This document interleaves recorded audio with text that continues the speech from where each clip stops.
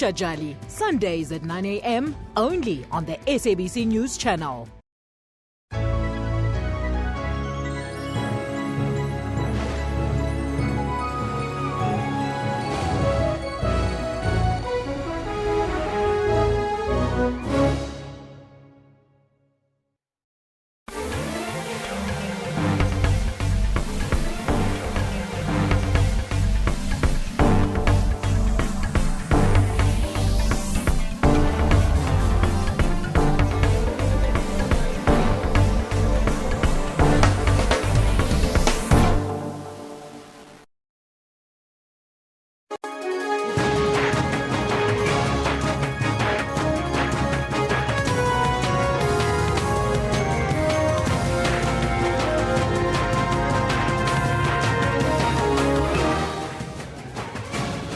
We are Newsroom. Hello and welcome from Johannesburg here in South Africa. My name, of course, Evan Jansen. This show, as always, is live. It's broadcast from our studios right here in Auckland Park. Don't forget, between 9 and 12 every weekday morning, you can watch us live on our streaming facility on YouTube as well, with, of course, the whole show available on our YouTube channel. Now, today, well, it's non-violence against young children. Children at risk. Child protection week, calling it what you want. We want to know from you, how do we protect our children? It seems as if our children are continuously under attack at times. At SABC Newsroom, that's where you can send us your contribution. What do we need to do to protect our children better? Every day in the news we hear horror stories, children being kidnapped, raped, even killed. That's our question today. But let's go to the news headlines with Elvis Presley.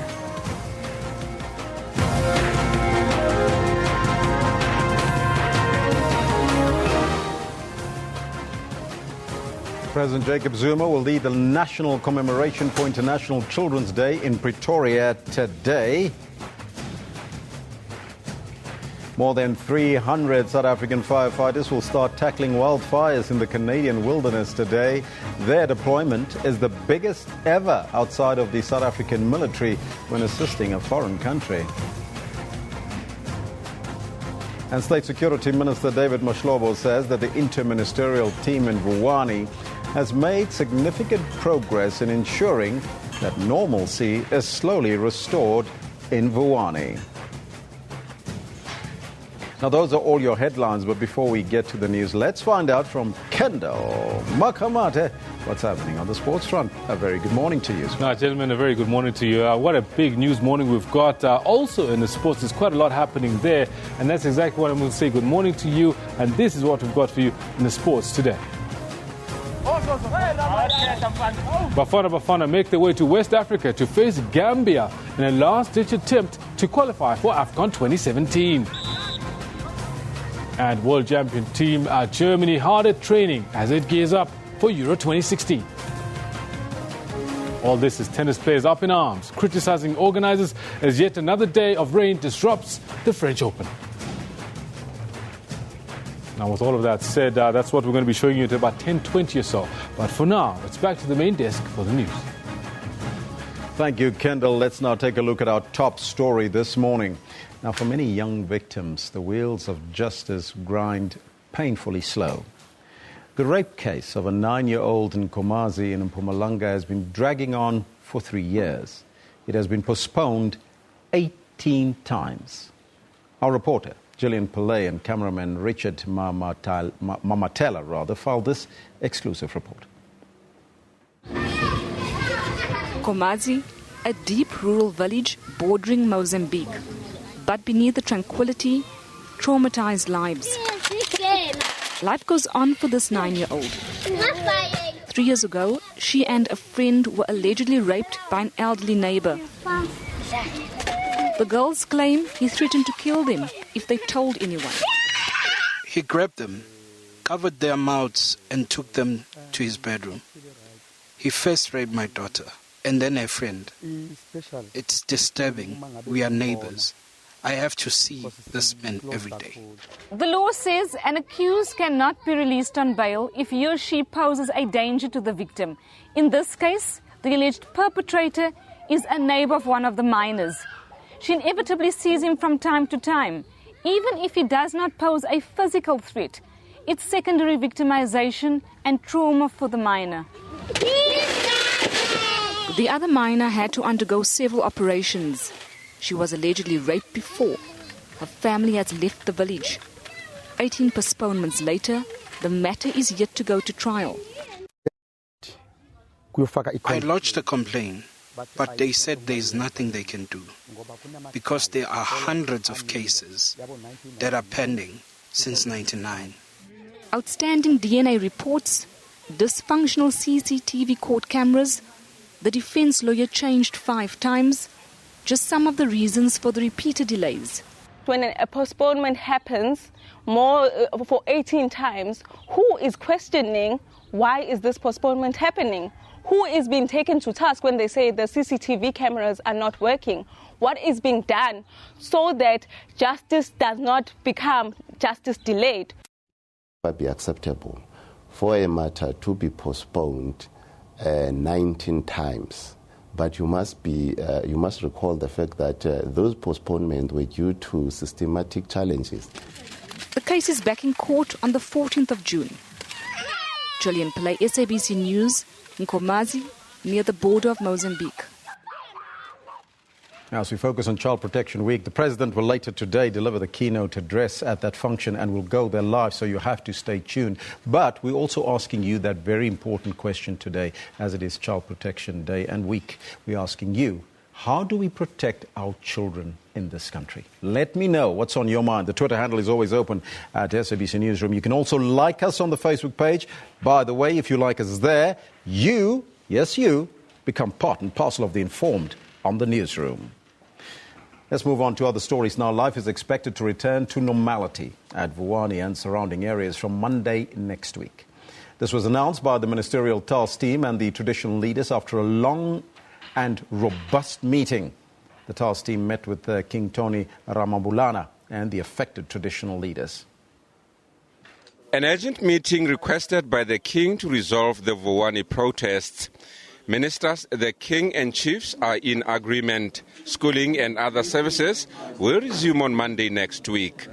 We hope that by the end of the week and the beginning of next week, a total normalcy where people will be able to proceed with their lives in terms of shops, economic activities, social activities and schooling, we should be okay. But then there were those particular challenges as we have dealt with. Traditional leaders have taken the matter to the Constitutional Court and believe the matter will receive urgent attention. We have filed papers and we know that there's an instruction that the respondents must have responded by the 1st of June. That gives us an impression that this matter is going to be treated as a matter of urgency. And we think that we are on the right path. Protesters are demanding bail for all those arrested for arson and public violence.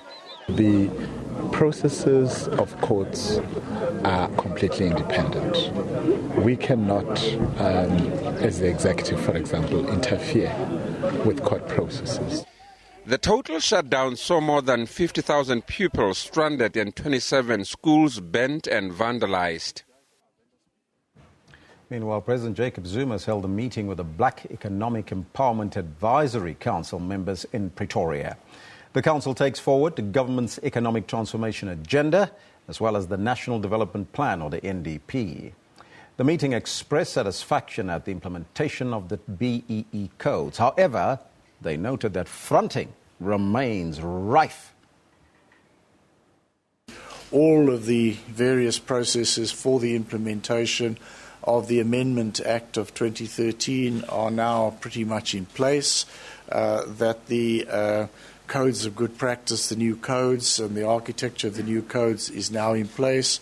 All the regulations to give effect to that are now in place. We have received about 33 complaints and 22 of those are purely on fronting.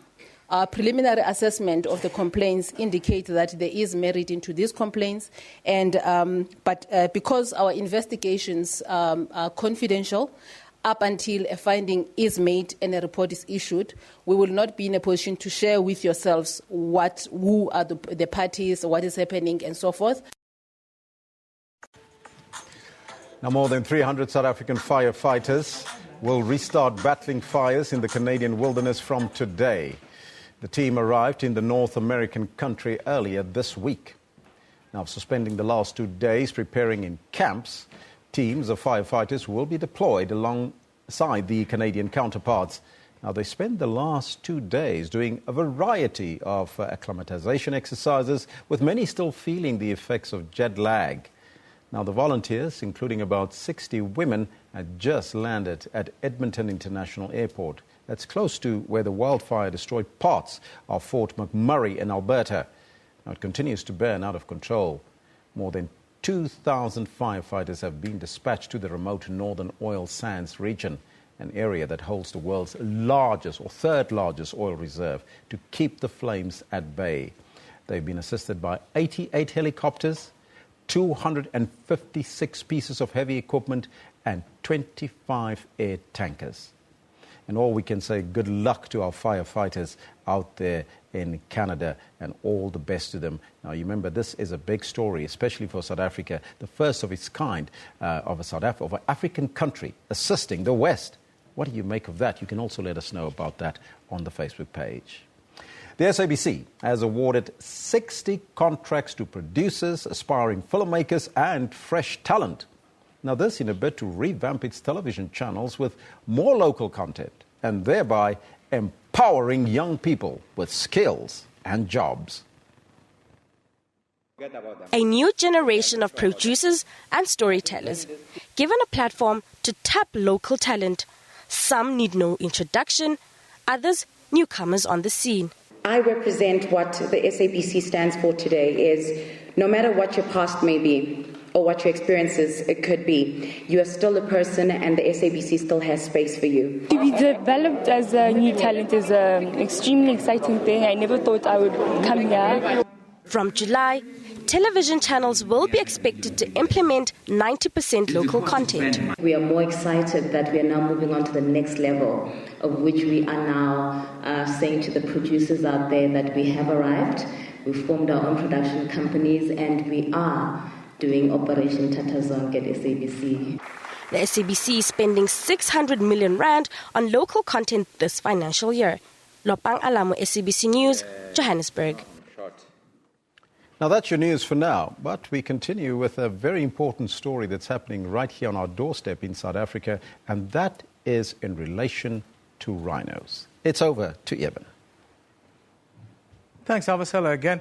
Yes, the Supreme Court of Appeals last week announced that the trade in rhino horn locally in South Africa is now legal following a 7-year ban for rhino farm owners. It's good news. But animal activists, on the other hand, they say that this may worsen the situation, and it's all about the financial profits rather than the conservation of the endangered animals. But to get a better idea on where the prime source of rhino horn will come from and what this process is like, let's cross to our producer, Rhino Vest. She is in Klerksdorp this morning on one of the biggest rhino farms in South Africa, actually the biggest rhino farm in the world. Very good morning to you, Rene. Thank you very much for joining us today. A very good morning to you, Eben, and of course to our viewers this morning. Rene, just tell us about what is happening there today and what is your expectation a little bit later. I understand you're going to be crossing several times in and out of the show, but there's lots of different activities planned for today, isn't there? Yes, you're quite right. So we are here, as you said, in Klerksdorp, in the biggest rhino farm in the world. It's about 8,000 hectares of land. And, of course, this is owned by the rhino farmer John Hume, and he has about 1,350 rhinos on the farm at the moment.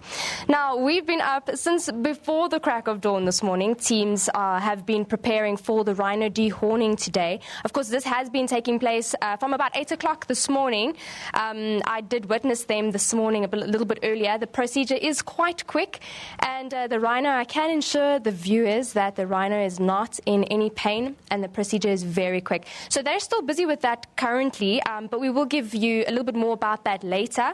We'll be speaking to a vet who will take us through the procedure of that.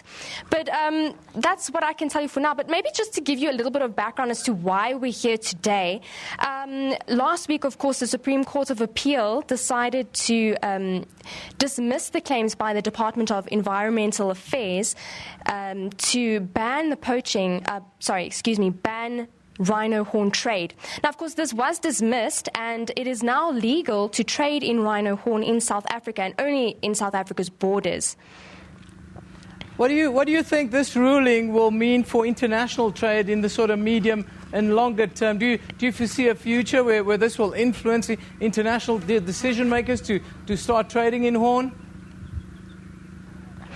Well, we'll have to see about that, Eben, because the Convention on International Trade for Endangered Animals, Endangered Species, they're holding a convention later this year in November, and they were expecting South Africa to put forward a proposal for the legalizing of rhino horn in South Africa. But as far as we can see and as far as we can tell with the court cases at the moment that have been running for several years, this will not be the case. And so as much as it is legal for rhino horn to be traded within South Africa's borders at the moment, this may still be suspended, as we saw from November last year, due to the Department of Environmental Affairs, they may take this to the Constitutional Court. Rhino, I just saw two rhino running past the back of the broadcast van. That's all above board. You guys are safe. It's all okay there, isn't it? Yes, we are very safe here. There's a lot of security. There's a lot of teams here. The rhinos are actually very close to me, but we are all safe here.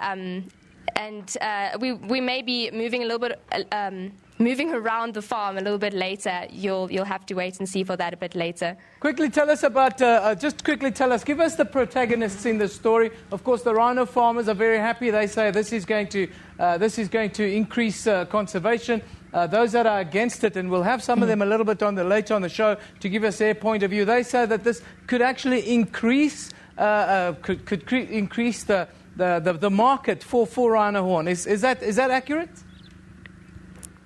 Yes, the conservationists are not happy that the ban has been lifted. Of course, they feel that now that this is legal, it's going to fuel the killing of poaching of rhinos even more so. Of course, the farm owners believe otherwise. They believe that this is actually going to help selling the stockpiles at auctions is actually going to help save the rhino. So two very, very different views from the conservationists and from the rhino farm owners. Of course, they feel that they're doing the right thing by trying to save the rhino, while the conservationists just want the rhino horn trade to be banned. Now, Rene, before I let you go, just set up, what are we going to see a little bit later? Are we physically going to see a rhino being dehorned or parts thereof? I'm quite excited to see this. And just explain to us, I think people don't realize that a rhino horn grows back 15 times or even more than that in a rhino's life. Very much like our fingernails, eh? Yes, you're quite right. So we're calling it a rhino dehorning, but actually it's a rhino horn trimming because the rhino horn grows back. And there are about 9 rhino dehornings that have been happening throughout the morning and still going to be happening a bit later on because there's about a couple of rhinos that are quite new to the farm, so they have very large horns. So Mr. John Hume feels that they are a major threat at the moment and they could be in danger from poachers trying to get into the farm. So that is why the horn trimming is taking place this morning. They've only been here for about a week, these rhinos, so they're very wild. We will be seeing that a bit later on in the show, and we'll be speaking to a vet as well who's been doing this for many years, and she's been here this morning in charge of the rhino trimming. So they will be informing us a bit later on as to the procedure. Rene, thank you very much for that update. Fantastic work there, right on the spot. The rhino is very much in the background. I'm not 100% sure if my insurance would allow me to walk in front of a couple of live rhinos and do a live report. Although when I was younger, maybe one would have done that. Anyhow, moving swiftly along, we'll be back at Klerksdorp at the Rhino farm a little bit later to show you the dehorning, but also talk to a couple of the relevant stakeholders, and we'll try and talk about that in the show as well. But it's a very busy day today. Let's get straight into it and have a look what's happening on social media right now. Here in South Africa, a child goes missing every 5 hours. Isn't that shocking? In the United States, 2,000 children go missing every single day. Also, the month of June marks the beginning of Youth Month, and that's the hashtag Youth Month 27. We know that the Minister of Arts and Culture, Mr. Nadim Tetwa, will later today officially launch Youth Month at the Hector Peterson Memorial in Soweto, and he will also outline activities for the month of June. Now, the hashtag that's doing the rise right now is Gautrain is trending, and it's reported that more than 200 commuters are now queuing for Gautrain buses in Sandton. This is trains are experiencing technical issues from Sandton. If you're there, tweet us a picture, the latest picture, and we'll put it up, trying to give people an advisory as to what is happening with that story. Hashtag Gautrain. There we go. No, that was in the picture. Now, time for our picture of the day. This one comes from Roy Africa. Now, they send it through to us periodically. Sudarshan Patnaik. It's captioned, "My sand sculpture. Don't smoke, save life." At the USA in 2013, of course, we dealt with World No Tobacco Day yesterday. And, yesterday we asked you the question on World No Tobacco Day. Should smoking be banned completely? That was the question that we asked you today, and these were some of the views. We've had about more than 20 comments. We wanted to just show you a couple of the best ones. Let's take a look.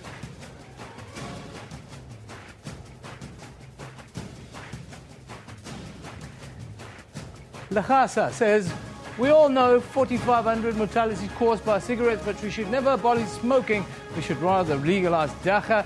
And Christian Kleinert says, "Please ban smoking, but make it enforceable. No point we have laws and everybody ignores it."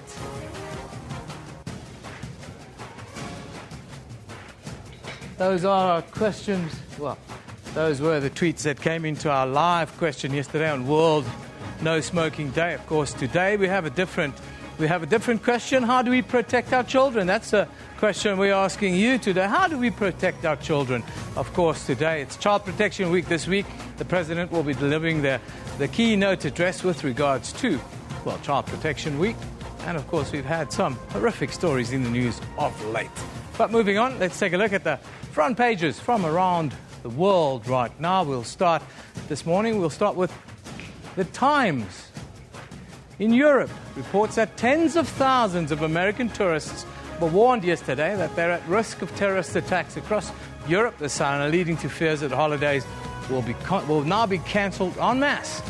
Then, in the United States, the USA Today says Hillary Clinton is considering a running mate who could make a direct appeal to supporters of Bernie Sanders, bridging a generational and political divide, according to 4 people close to the campaign. Then, finally, in China, the South China Morning Post reports that China is preparing an air defense identification zone in the South China Sea 2 years after it announced a similar one in the East China Sea, according to sources close to the PLA, the People's Liberation Army, that is. Back here in South Africa, a quick look at what's in the courts. What's in the court diary here today. Let's have a look at what is happening in the court. Now, we start in Port Elizabeth. It's D-Day today for the troubled Eastern Province Rugby Union. The High Court will make a decision on whether to grant permanent or lift provisional liquidation.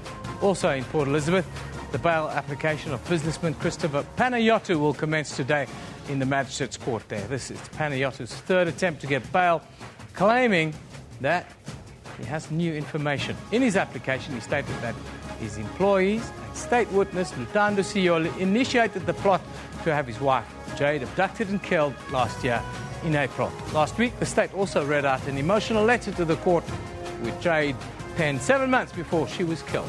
Then in Cape Town, the state says it's ready to proceed with the trial against renowned hip-hop artist, American rapper Yasin Bey, commonly known as Mos Def. The 42-year-old artist is expected in the Belleville Magistrates Court on charges of contravening the Immigration Act again today. Time for us to take a break now. When we come back, we'll take a look at Nigeria and Boko Haram in particular.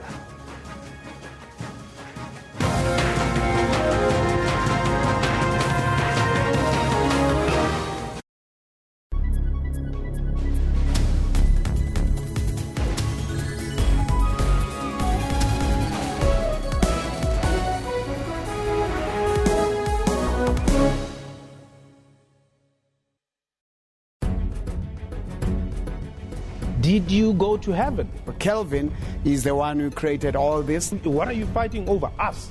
If there is 10 million in my account, it will be in the front page the next day. Do you have 10 million? Oh, Jesus, hold my hand. Hallelujah. It's happening right here on Question Time today. Monday to Thursday at 5:30 p.m. on the SABC News Channel.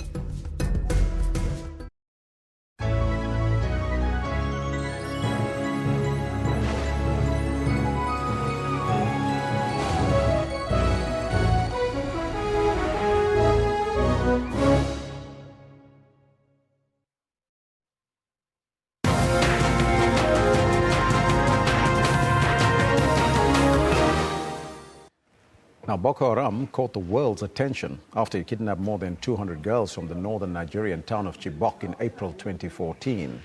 Since then, there's been a multinational effort to stem the rise of Boko Haram and its alliance, ISIS. But is Boko Haram a Nigerian problem?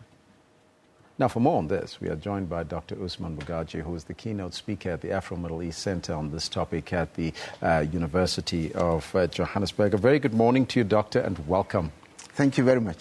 First and foremostly, take us back and paint us an historic perspective of Boko Haram and the Boko Haram phenomenon.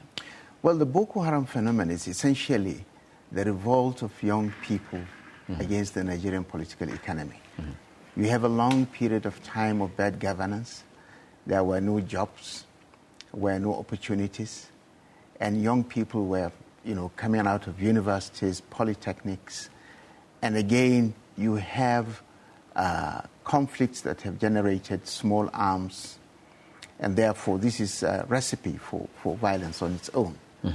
And of course, we have also an interpretation of Islam that is simplistic, that is superficial, that is literal, that all put together brought a group of young people who took these decisions. Not every one of them did, but a few of them.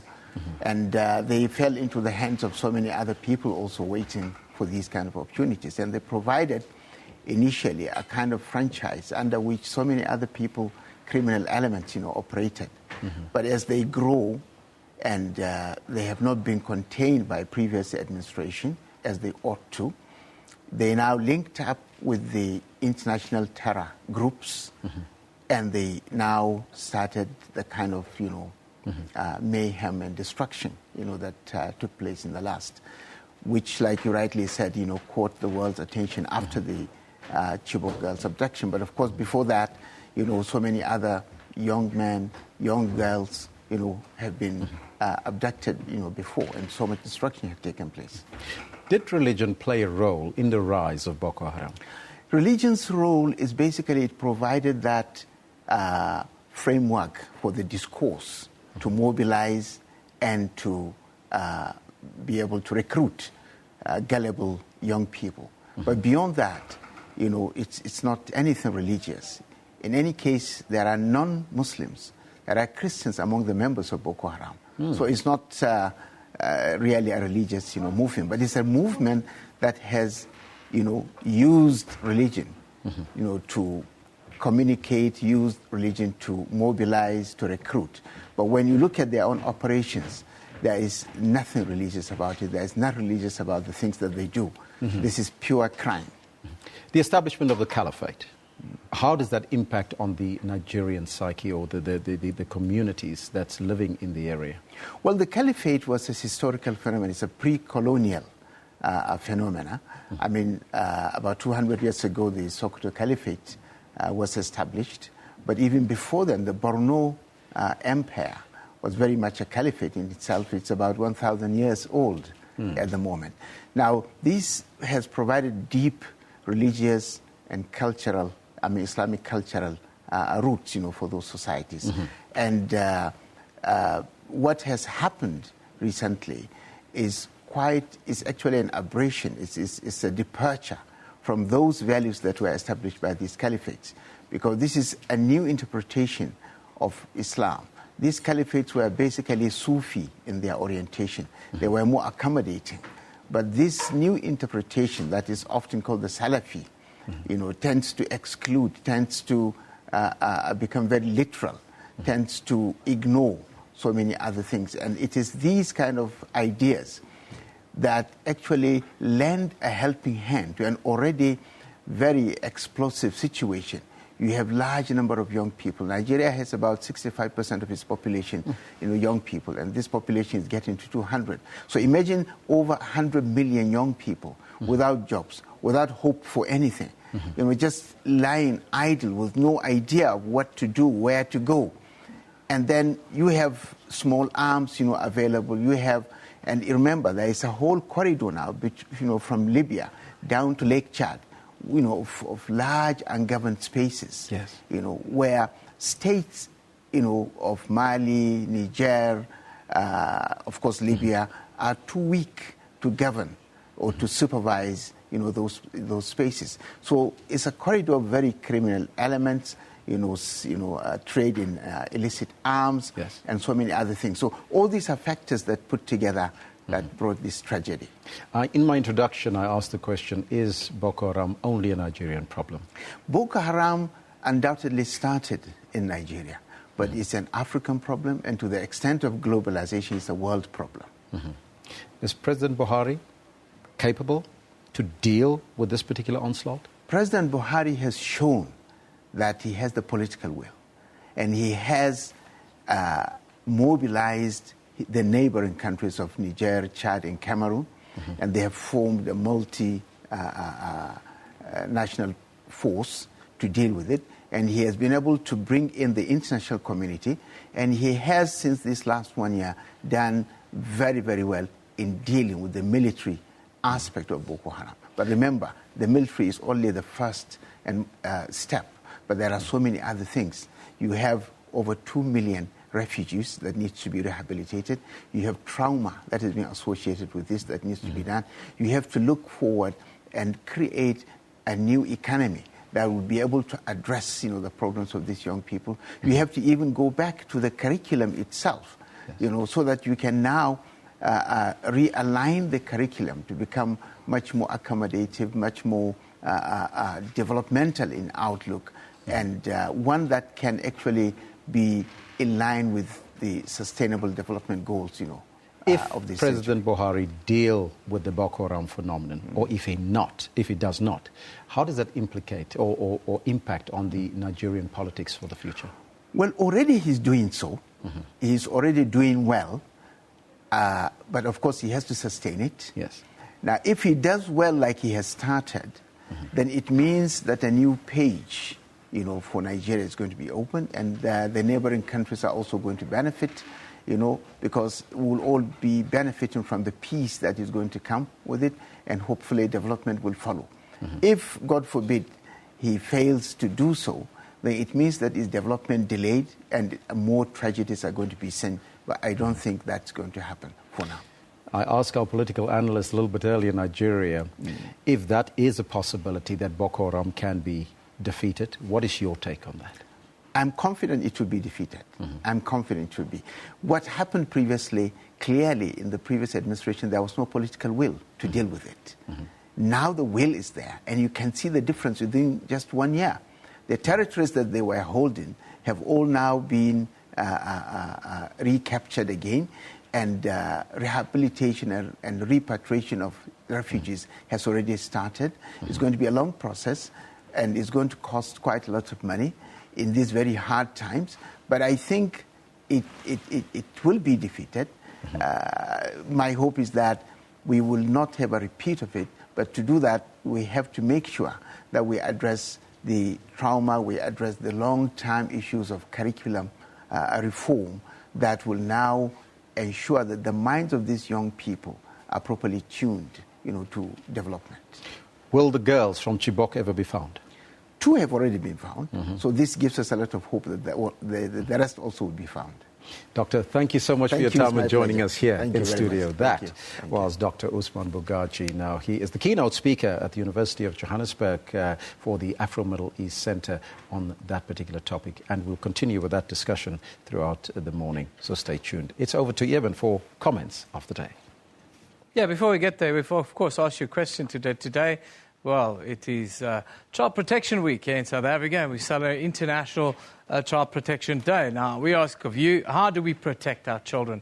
At times, it feels like it is a bridge too far. However, the World Conference for the Well-Being of Children takes place in Geneva, Switzerland, today.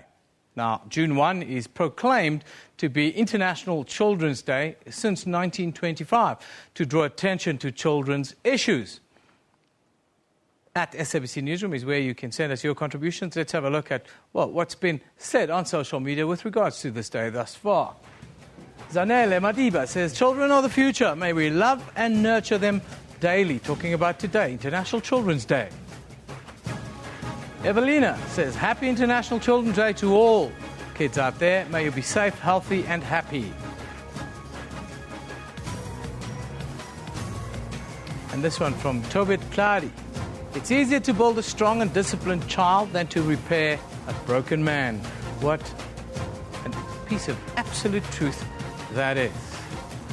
And here we have a wonderful quote. History will judge us by the difference we make in the everyday lives of children. Isn't that the absolute truth?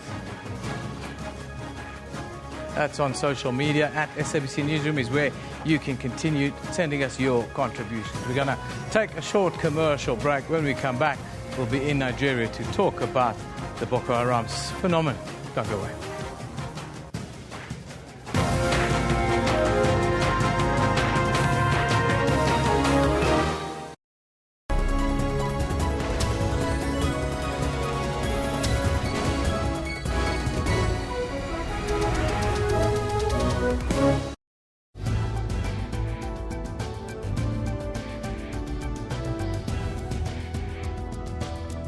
There are no permanent enemies or friends in politics. I agree with Professor Siepe fully. Do people still preserve the meaning? They have no clue what it meant to be black under apartheid. Acting Police Commissioner Phahlane dropped a bombshell in Parliament this week when he suggested there could be a possible cover-up. What do you think of this story? What kind of problems were those, Vuyo, if I can just get in there quickly? Every corner or sphere of our lives has become a site of struggle. Watch Media Monitor with me, Alicia Jali, Sundays at 9 a.m. only on the SABC News channel.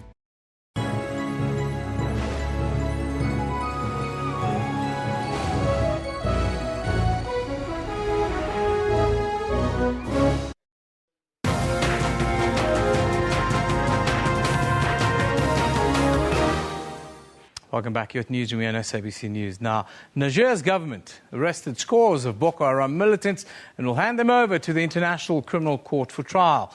This was in a document from the World Humanitarian Summit last week and was made available to reporters. President Muhammadu Isufu made this known Tuesday last week during high-level leaders' roundtable titled Upholding the Norms That Safeguard Humanity. He said Niger's government would ensure the militants are tried by the ICC, and also said this is something that all countries should do. Now, a little bit earlier today, Alva spoke to independent political analyst Solomon Izanga Shoms.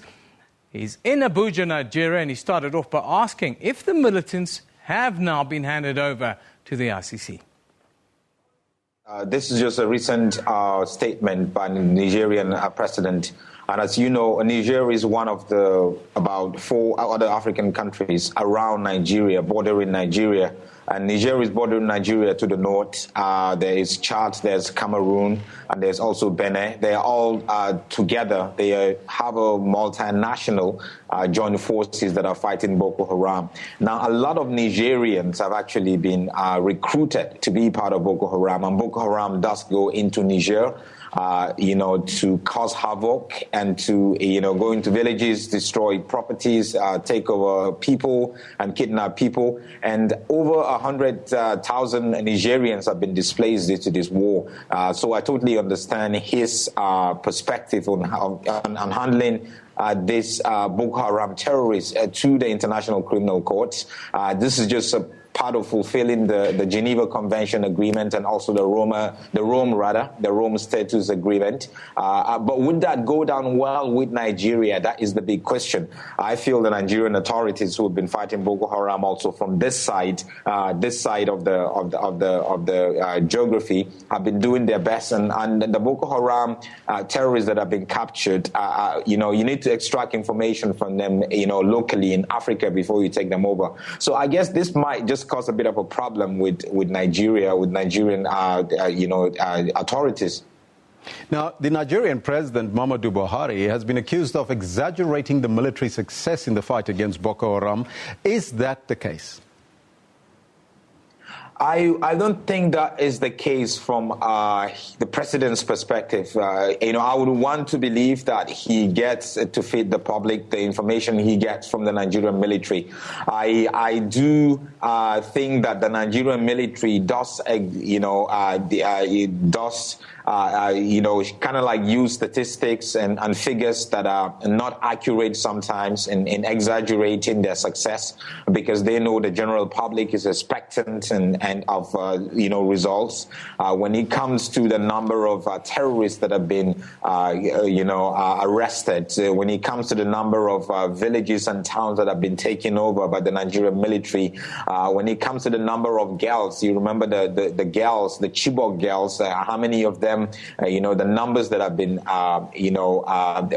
rescued from the hands of Boko Haram. I think sometimes there's a bit of exaggeration from the military. That's why sometimes they go, they give you a certain figure or give you certain facts and information, but later on they come back and change their mind about it. And that is one of the areas that I think the government of Buhari has been doing poorly. That is communication and communicating, their success or their advances when it comes to the fight with Boko Haram. Now, we know that the stronghold of Boko Haram was in the north of the country there, but is President Buhari correct that Boko Haram are not holding any territory in Nigeria? That would be correct, Elvis. Boko Haram, before recently, used to really hold territories that are, some of them are cities. Cities like Damaturu has experienced the advancement of Boko Haram. Cities like Maiduguri, the capital of Borno, have experienced that. And cities even in Adamawa State, which is the far north of Nigeria. But until recently, they've been going into these areas. But right now, not even they don't even control towns. They used to control, I think, about 18 local governments. Now they don't control local governments. They don't control small towns. They've been retreated. They've been forced to retreat back into the Zambisa forest. And the Zambisa forest is a huge, huge forest, which is very difficult for the Nigerian army to go into, because Boko Haram really have understood that area, and that is where they are right now. So currently, they don't really control any territory, and whenever they want to strike, they strike through, as we know, innocent young girls, taking bombs to public squares and denoting it. But currently, they don't really control any sort of territory. I think that is part of the success story 1 year later. Now, when President Buhari came to power last year in 2015, he vowed that his administration would end terrorism in the region, and he also called on the international community to assist Nigeria and the people in Lake Chad region. Has this been the case, and is there a sense by the Nigerian people that Boko Haram can be defeated? Yes, I think gradually the people of Nigeria are beginning to sense that Boko Haram can be defeated. Boko Haram can be pushed. Boko Haram hasn't released any video recently. They haven't captured any territory recently. And up in the Lake Chad region, like you mentioned, that is more like the stronghold of Boko Haram. That is actually where Boko Haram in itself started, that strong area. But gradually there's been some sort of neutralization of their strategies. Their strategies was normally, come out of the forest, move into the villages and towns, capture villages and town, loot villages and town, recruit more younger fighters and take them back to the forest and also conquer that area and bring about what they call the caliphate. But in the last, I would say, 6-7 months, there's no such stories. And though people have been displaced and about over 1 million people have been displaced, people are gradually getting back to normal life. And the Nigerian army is still in those places. But one area that they really need to invade if they really want to neutralize Boko Haram totally is the Zambiza forest. And Boko Haram also uses the advantage of being around the border. Sometimes they retreat and they cross over the Nigerian border into the Chad region, or they go into the Cameroon or the Niger, the Nigerian country. They go in there, and that is part of their tactics. That's why the joint forces between these nations is quite important to fight Boko Haram. That was obviously in conversation with Solomon Izanga Shoms. He's an independent Nigerian analyst. He came to, that interview, he was live from Abuja. Now, hundreds of Nigerian refugees and internally displaced people living in spontaneous settlements around Niger's southeastern Diffa region are being moved to more secure camps where they will receive basic healthcare, food, clean water and shelter. It's estimated that there are around 250,000 refugees in the region right now after years of Boko Haram attacks and atrocities in neighbouring Nigeria. Now, for more on the situation in Niger, we are joined via Skype by UNICEF's Niger representative, Vivian van Steltelgem. A very good morning to you, Vivian. Thank you very much for joining us this morning. Thank you very much. Good morning. Vivian, just give us an idea of what the situation is like on the ground in Niger at the moment.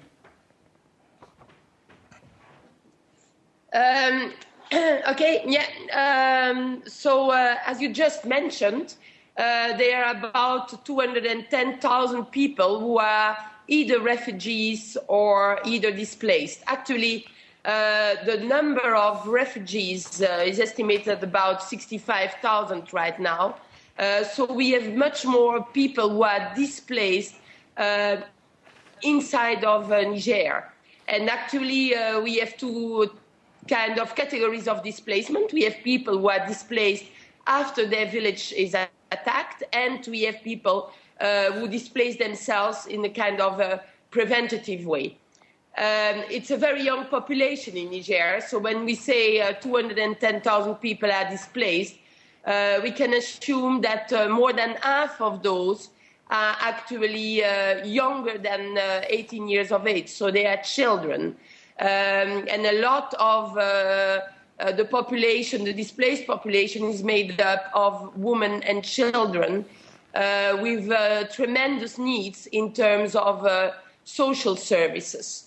Also, very few people, even from the Nigerian refugee population, very few have accepted to go in so-called refugee camps. Most of them have settled down in the local population, with about 4,000, 5,000 only in a refugee camp. So that means that in this very small region of Niger, there is now a big need in trying to strengthen the water infrastructure, the food distribution infrastructure, the healthcare system and the education system, to take care of all those displaced children, women, and men. Can I also this yes? What kind of aid do you guys need to improve the situation in these refugee camps? So as I told you, they are not refugee camps. They are displaced sites. So they're more or less spontaneous sites, and they are unplanned sites. It's the population itself who moves to an area where it believes it is insecurity, and that's most of the time it's along the national road number 1, because the army forces pass there frequently. And this kind of gives the sense of security to all the communities which have settled down there. But they haven't settled down around existing villages. These are completely new sites. So there is a lot of infrastructure needed in terms of shelter, in terms of water, in terms of healthcare facilities. Of course, the villagers, they displace themselves with their technicians. So, I mean, they come with their nurses, they come with their medical doctors, and they also come with their teachers. But although in the displaced sites, there is nothing available when they arrive. It's just bare ground. And they will need to construct their shelter with the equipment which is provided with the many partners on the ground. We will also need to ensure that they have reasonable access to water and also adequate access to healthcare and to education. A lot of the children who come within these communities have already seen things that they shouldn't have seen. They have seen their parents or maybe other relatives killed by the armed group. Yeah. And so these children have experienced psychological trauma. So on top of the education, of the healthcare, they will also need to be provided with psychosocial support to be able to overcome the stress that they underwent. Thank you very much, Vivian. Thank you for that contribution coming to you live from Niger. That's the UNICEF's Niger representative, Vivian van Stelgem. She came to us giving us an update on the escalating refugee crisis, although we're not allowed to call it refugee camps, she says. Anyhow, here back home, Gauteng commuters missed their flights from OR Tambo International Airport earlier this morning as the service failed to start on schedule. Now, commuters on the north-south line between Sandton Station also face setbacks while the train service between Sandton and Hatfield continues to operate normally to schedule. Now, let's take a look at some of the comments. You can send us some pictures with regards to the delays that we've seen. This one from Sibusiso Sitebe. It says, services interrupted. How long are the Gauteng commuters going to wait for the Gauteng buses? There's other modes of transport, he says. Then Kamagu Siko says, Gauteng is going to be just fine. Why is it such a big deal? Commuters using buses and taxis experience that on a daily basis. Get over it, he says. Miss Pretoria 2016, oh my word. Tumi Martella says, why have the alert option on your app if you're not going to alert us? Gauteng gone wrong. And there we see a picture. Roll up the picture. There we see the absolute chaos outside the Sandton Gauteng station. I'm sure not a lot of happy people. That's outside the Gauteng station in Gauteng. Not a lot of happy folks. In the other picture, there you see the long queues in and out. This is in Sandton. People are going to be late. I can tell you, Missy on a mission. This is Gauteng. They will surely tell everybody or let it be heard, and I can tell you that the Twitter feeds will be full. Anyhow, that's where we look at the first hour. That's a wrap now. Sitle is with us. Sitle Kunene is our new weatherman. He's here to give us the morning's outlook.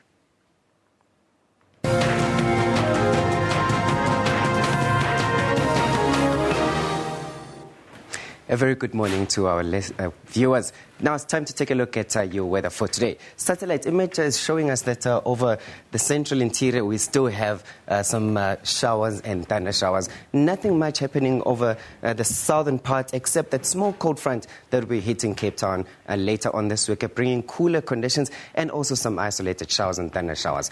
Now just to take a closer look at that, we still have some rainfall expected over the central interior of the African Republic with a lot of rainfall expected especially over the western parts. You see those darker purple shades showing us more rainfall than other areas. The lighter blue showing us a little bit less rainfall. Now, SADC region showing us clear skies in some of the cities, but partly cloudy conditions expected over Bloemfontein, Appington, and Cape Town. With that cold front, you see are expecting some showers and thunder showers over Cape Town there. And over Maputo, expecting partly cloudy conditions, but no rainfall for today. Now let's move north towards the central parts. Expecting some showers over Nairobi and Mombasa, but in other areas expecting just partly cloudy conditions, as you can see here. Now moving further on north, we are expecting warmer temperatures as we go north. As you can see here, we've got other places reaching 39 degrees, while Addis Ababa reaching 24,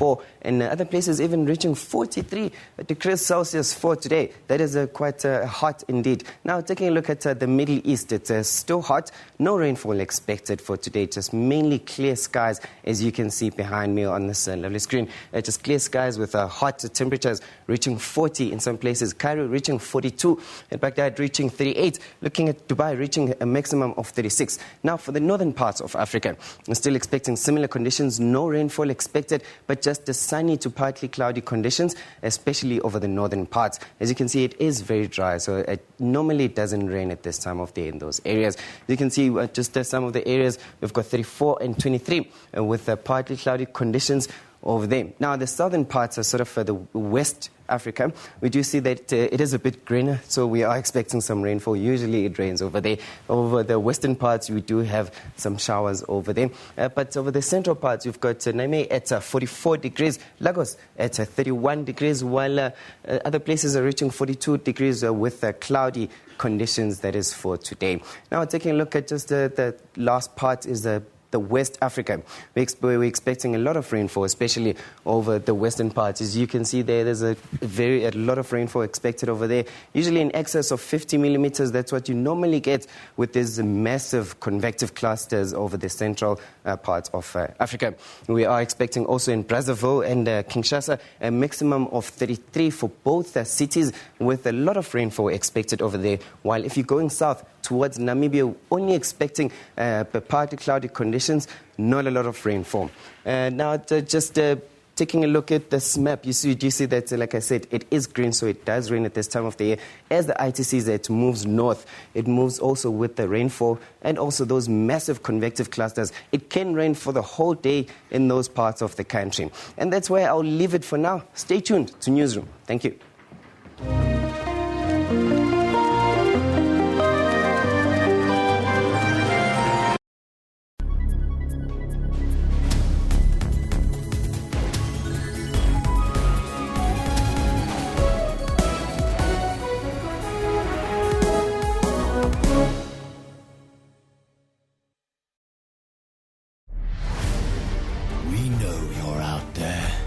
Silently waiting for your spot in the limelight. Step up, people of the party. We need your energy, your greatness. Just because you don't do it for money doesn't make you an amateur. So we salute you, party comrade, with a bottle of black and white blended Scotch whiskey for just $109.99 from Tops at Spa.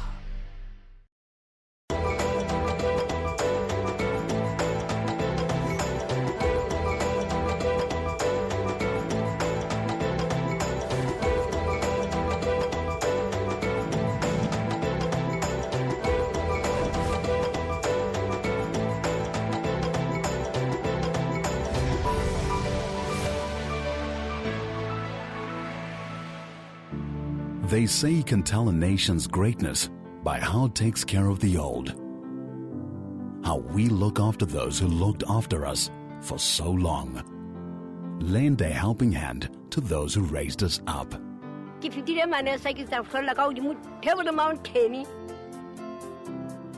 Boikhutso old age home e qadilwe ke the municipality ka di 1950s. We changed it from an old age home rather it's an old age center, because ha e fane fela ka di services to batsofe ba ba dula mona, but refer the services tse dingata to batsofe ba ba leng in the community. Nna ke berekana le active aging mo ke tshwantse ke bone gore bana involved in sports, mo tshwantse ke bone gore ba exercise ha ba le mo ditlapeng hey ga ha bolo ge ga ha ge latlela kwana ha e tla tjena ne re ke betsa tjena ne re ke be ke je ka tshebela kwana why you The generosity for the people we meet in the homes we visit. The unsung heroes working in the background. Those who put in work every day. They give more than just clothes and food. They provide more than just a shelter. Nendifika apha esikoleni samaxhego ndafikela kuManti nabantu aba basizisela ukutya besiphethe kakuhle. Every year we show our gratitude to our elderly by just being present. It's a day of generosity, a day of sharing and laughter, a day where we can spoil them with attention. Le mose ha re tsebe na For our corporate social investment projects, we identify those needs within the communities that we can attend to, that speaks to our mandate. It's so wonderful to be here, and it's so amazing to celebrate your day. This is your day. This is not our day.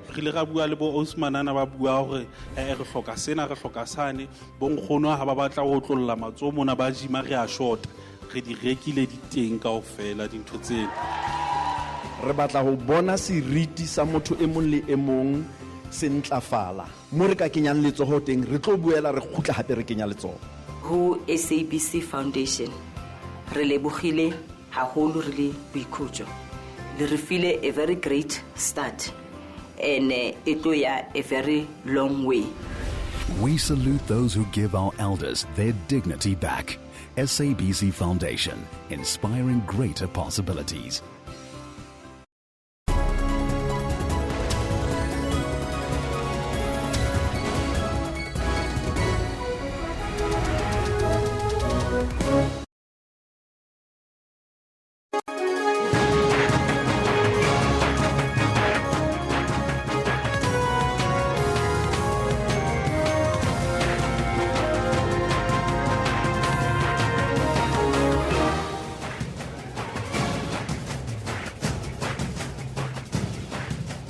Yes, it's Wednesday, the 1st of June 2016. Can you believe it? Half the year is gone. It's the second part of 2016. This is Newsroom on SABC News, Channel 404. Jumbo Africa, and a very warm welcome to the second hour as we broadcast live from our Auckland Park studios in Johannesburg to the rest of the African continent. I'm Elvis President. I'll be with you until 12 o'clock. As you know, we're also streaming live on YouTube. The entire show is available on our YouTube channel. Today, we focus on Child Protection Day, and of course, it's that time of the year when we look after our children. And the question that we pose to you today is, how do we protect our children? That's the question to you. Let us know what's on your mind on the Twitter handle at SABC Newsroom as well as on the Facebook page. But first, let's take a look at our headlines.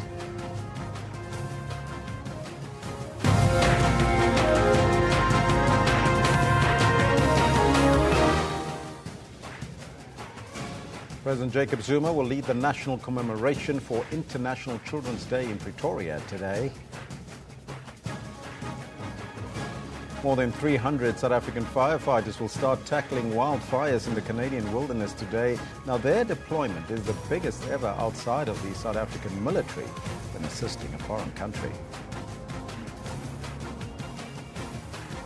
And State Security Minister David Mashlobo says the interministerial team on Vuwani has made significant progress in ensuring that normalcy is slowly restored in Vuwani. Now, those are all your headlines, but before we get to the news, let's find out from Kendall Makamate what's happening on the sports front. Very good morning to you. It was a very good morning. I love that story about the firefighters. And, you know, it's something that's heartening to see that South Africans are doing big things. And talking of big things, let me tell you what's happening in the sports today. Bafana make their way to West Africa to face Gambia in a last-ditch attempt to qualify for AFCON 2017. And world champion team Germany hard at training as they gear up for Euro 2016. All this is tennis players up in arms, criticizing organizers as yet another day of rain disrupts the French Open. And that's what we'll do it for now. In about 20 minutes or so, I will be back with the rest of that sports bulletin. But for now, it's back to the main desk for the news. Kendall almost sound like Arnold Schwarzenegger that's in South Africa right now. It says, I will be back. Now, more than 300 South African firefighters will start battling wildfires in the Canadian wilderness from today. Now, the team arrived in the North American country earlier this week. After spending the last 2 days preparing in camp, teams of firefighters will be deployed alongside the Canadian counterparts.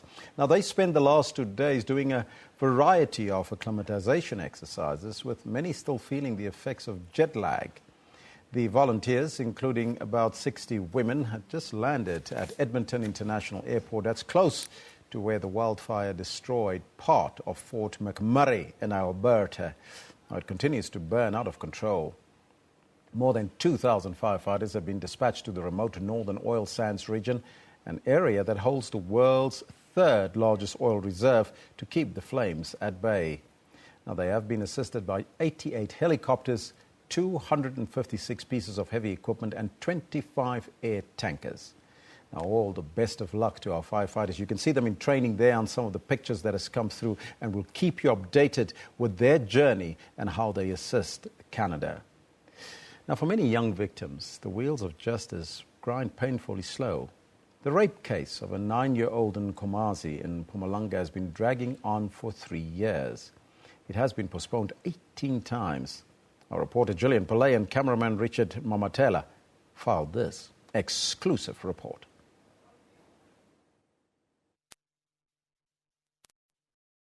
Well, it seems like we haven't got that story right now. We'll come back to it in a short while. Meanwhile, President Jacob Zuma will not be recalled. That's the word from the ANC's National Executive Council, the party's highest decision-making body. It said it has accepted President Jacob Zuma's apology for the Nkandla debacle. The ANC structures have closed ranks behind their leader. The issue of recalling him is now closed. President emphasized the importance of unity of the movement, and accepting the apology of the president must contribute to the unity of the movement. The meeting also received a report on the much talked about state capture. The party said 8 ANC members who alleged that the Gupta family influenced the appointments of cabinet ministers were invited to report the matter to the Secretary General's office.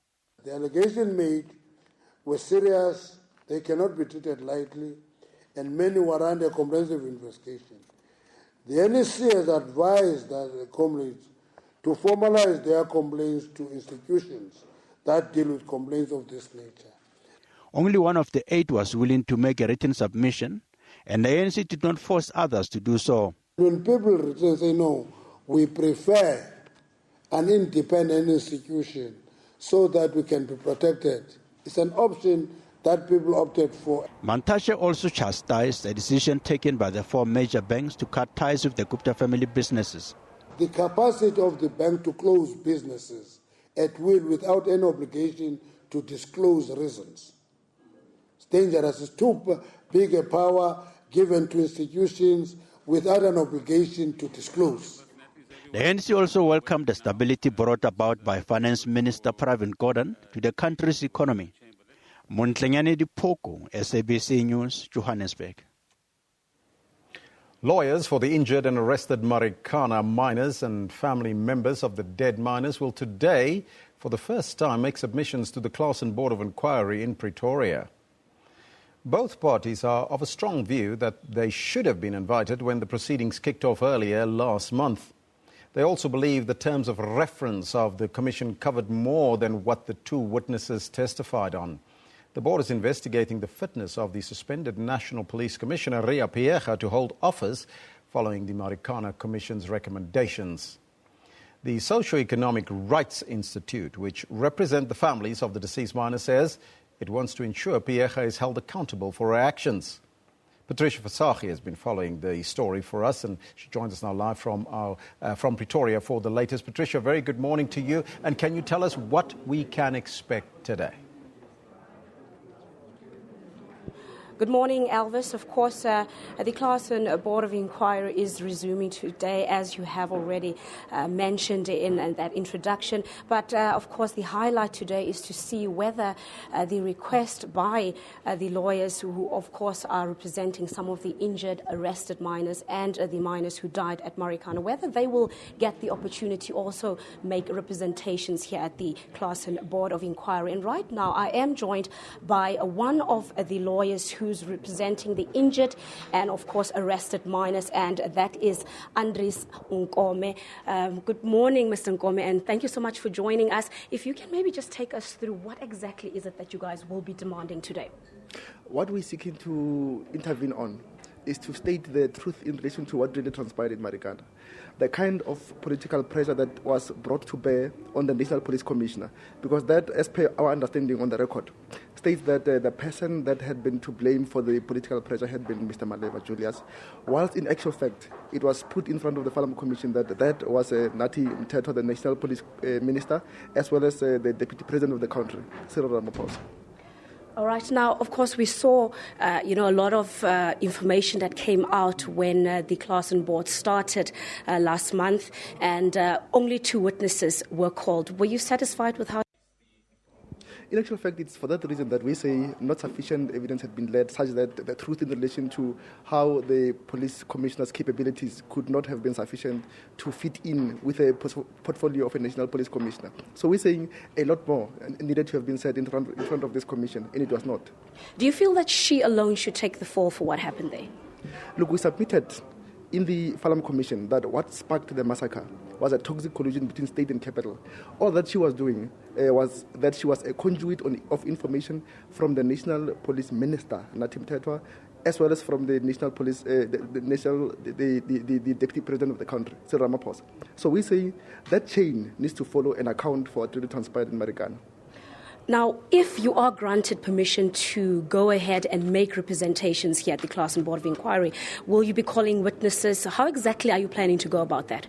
What we know already is that the testimony in front of this commission, this Board of Inquiry, stated that there was particular ways in which the president of AMCU, Jovet Matunja, participated in the inquiry, in the massacre. So what we are saying is that we need to come and state the truth in relation to what his participation was, because clearly it could not have been what sparked the massacre. It's not true. All right. Thank you so much. Of course, Andries Nkome, a lawyer for the injured and arrested Marikana miners. Of course, they're here today to also wanting to have their word and their evidence submitted here at the Clarkson Board of Inquiry. And of course, it will be interesting to find out whether they will be given that platform and how exactly that will influence the outcome of this Board of Inquiry. But most importantly, we also want to see whether the defense will bring more evidence to the table during their representations of the closing arguments, whether they'll give more information to try and, of course, prove that the suspended police commissioner, Ria Pierre, is indeed, as they have been stating, fit to hold office, or whether the allegations that have been brought against her during the Farm Commission and, of course, what has been found by President Jacob Zuma when he decided to appoint this Board of Inquiry, whether that is true or not, and what exactly her future holds. Will she be able to defend her honor as South Africa's top cop, or will this Clarkson Board of Inquiry, conclude that she is not fit to hold office? Patricia Vasahi, thank you so much for that report.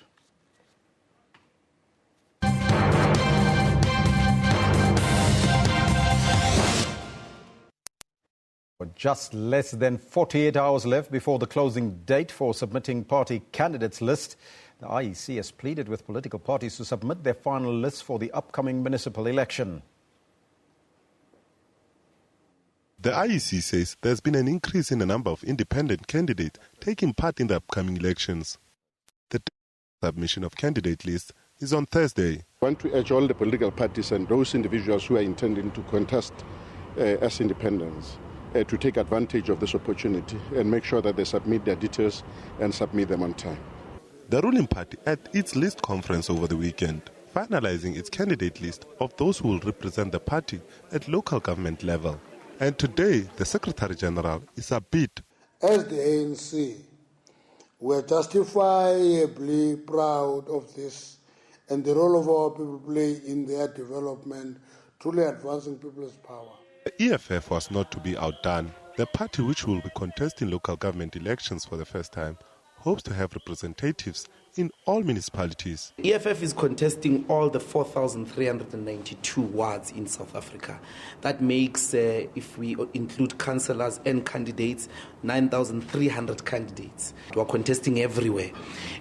Geographic spread, gender spread. Campaigning has started and all parties are hoping to do well. But the final say will be from the electorate. Elections will take place on the 3rd of August. SABC News, Johannesburg.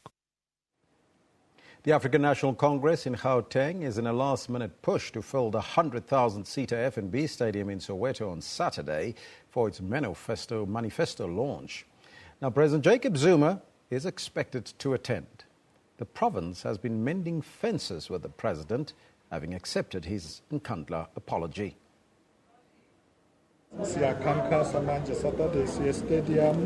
House to house, drumming up support, but not without cries for help. Residents unhappy about the non-delivery of some services. I have this land. Just help me build a house. I trust you. And some of the harsh living conditions laid bare to the provincial leadership. In this area, the biggest issue is that they want title deeds. Before June, the municipalities come here to sort out title deeds. And then in one of the areas, they were talking about jobs. And now the Gauteng ANC hopes to fill the iconic FNB Stadium for its manifesto launch. The party lost almost 10% support in Gauteng in the 2014 national elections. Well, it's about more than just the bragging rights to fill up this stadium. Johannesburg is one of the hotly contested metros. So the ANC in Gauteng would need to convince voters that it has tangible solutions to its everyday service delivery challenges. And now the fight for Gauteng and the metro is in full swing. We are here together as the volunteers to make sure the ANC is going to win these wards, this municipality of Ekurhuleni and all the municipalities, some of Gauteng. Criselda Lewis, SABC News in Johannesburg. The Democratic Alliance has criticized the African National Congress for failing to name its mayoral candidates ahead of the local government elections. The DA made the comments at a media briefing yesterday where it alleged that the ruling party had failed to manage the metro's finances. The DA on a mission to allegedly expose the ANC's poor management in the metros. It's comparing financial reports from ANC-run metros to DA-controlled metros. They include Tshwane, Johannesburg, Nelson Mandela Bay and Ekurhuleni. It's citing statistics tabled in Parliament since 2011.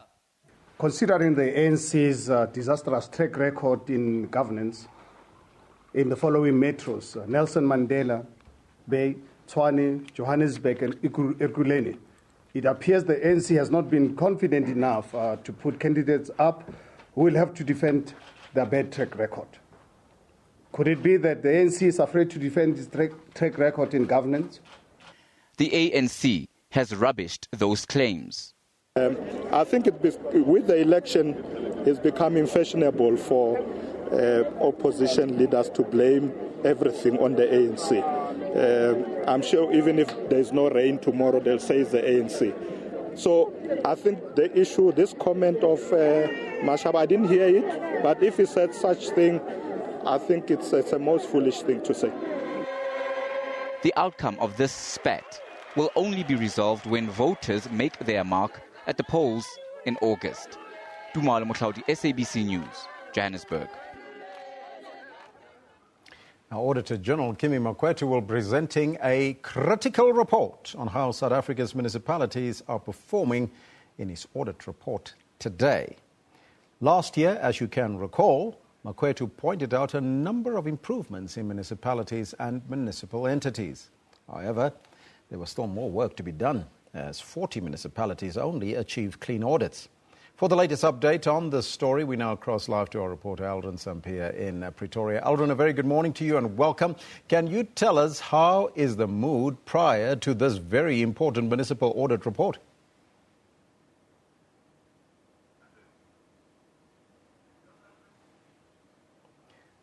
Well, let's see if we can get hold of Aldrin. It seems like there's a slight problem there. Let's see if we can pick up that sound from Aldrin. Well, we'll come back to that story in a short while as soon as we can get that connection for you from Aldrin Sampear in Pretoria. Now, life is expected to return to normality at Vuwani and the surrounding areas from Monday next week. This was announced by the ministerial task team and traditional leaders after a long and robust meeting.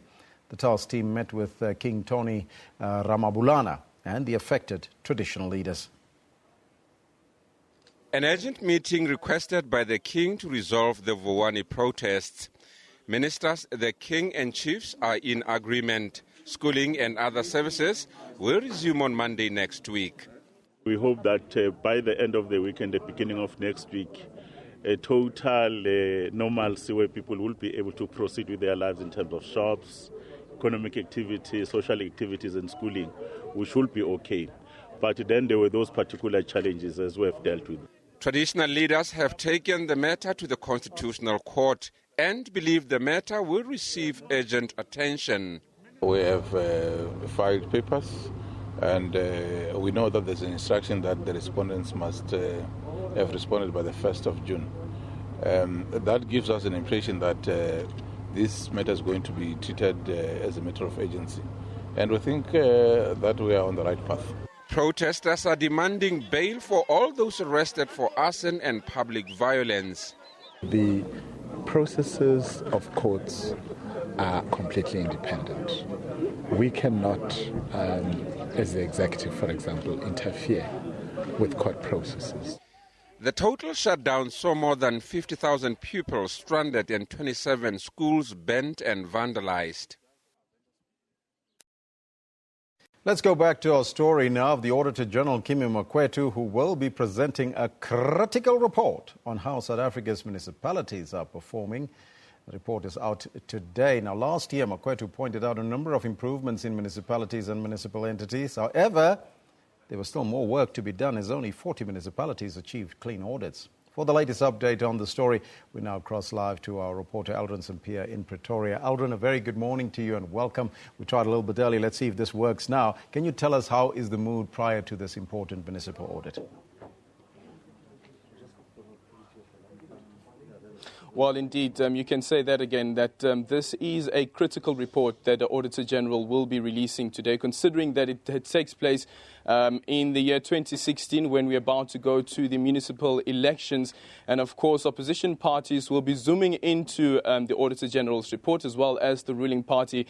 And if the DA's press conference from yesterday is anything to go by, where they indicated that there were 20 billion rand in irregular expenditure incurred by municipalities run by the ANC, which is the city of Tshwane, metros rather run by the ANC, the city of Tshwane, the city of Johannesburg, as well as Ekurhuleni and the Nelson Mandela Bay municipality. But they also indicated, though, that's the DA yesterday during that press briefing, that the three municipalities, the three metros in the province have received unqualified audits, and it was only the Nelson Mandela Bay that received qualified audits. So we have to wait and see what Kimi Makwetu gives us in terms of the details where the financial controls have been flouted. And this will also be the first time that the fiscal controls put in place by then Minister of Cooperative Governance and Traditional Affairs, Pravin Gordhan, will be zoomed into to see whether it has yielded any results.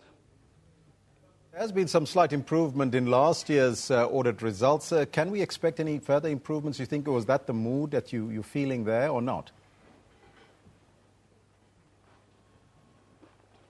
Well, if you look at and again, if you look at the DA's press briefing yesterday, it seems as though that there are some improvements. But of course, we'll have to wait and see what Kimi Makwetu says. And if you look at last year's irregular expenditure as well, and where he also indicated that 3 provinces, none of their municipalities received unqualified audits, which is something which will be a cause of concern, of course, for the ANC as well as the other political parties. And this, as I indicated earlier on, will be something that they use against the ruling party and against the DA as well as they head into the municipal elections, and showing where financial controls are not in place and are not tightened, that there are loopholes for corruption and so forth. So we'll have to wait and see what Kimi Makwetu have to say with regards to the financial controls that have been put in place as by Minister of Cooperative Governance, then Minister of Cooperative Governance, Pravin Gordhan, and whether those have indeed yielded any results. Last time, remember, we also had the Minister was here. We'll have to wait and see if Des van Rooyen, who's currently the Minister of Cooperative Governance, will be here. We're approaching the local government election in 2 months' time. How will this now impact on the political parties in the run-up to that election? Well, this is quite critical, as you said earlier on during that crossing, as you mentioned, that we're heading into the municipal elections. Of course, all political parties will be sitting down and studying this financial report given by Kimi Makwetu.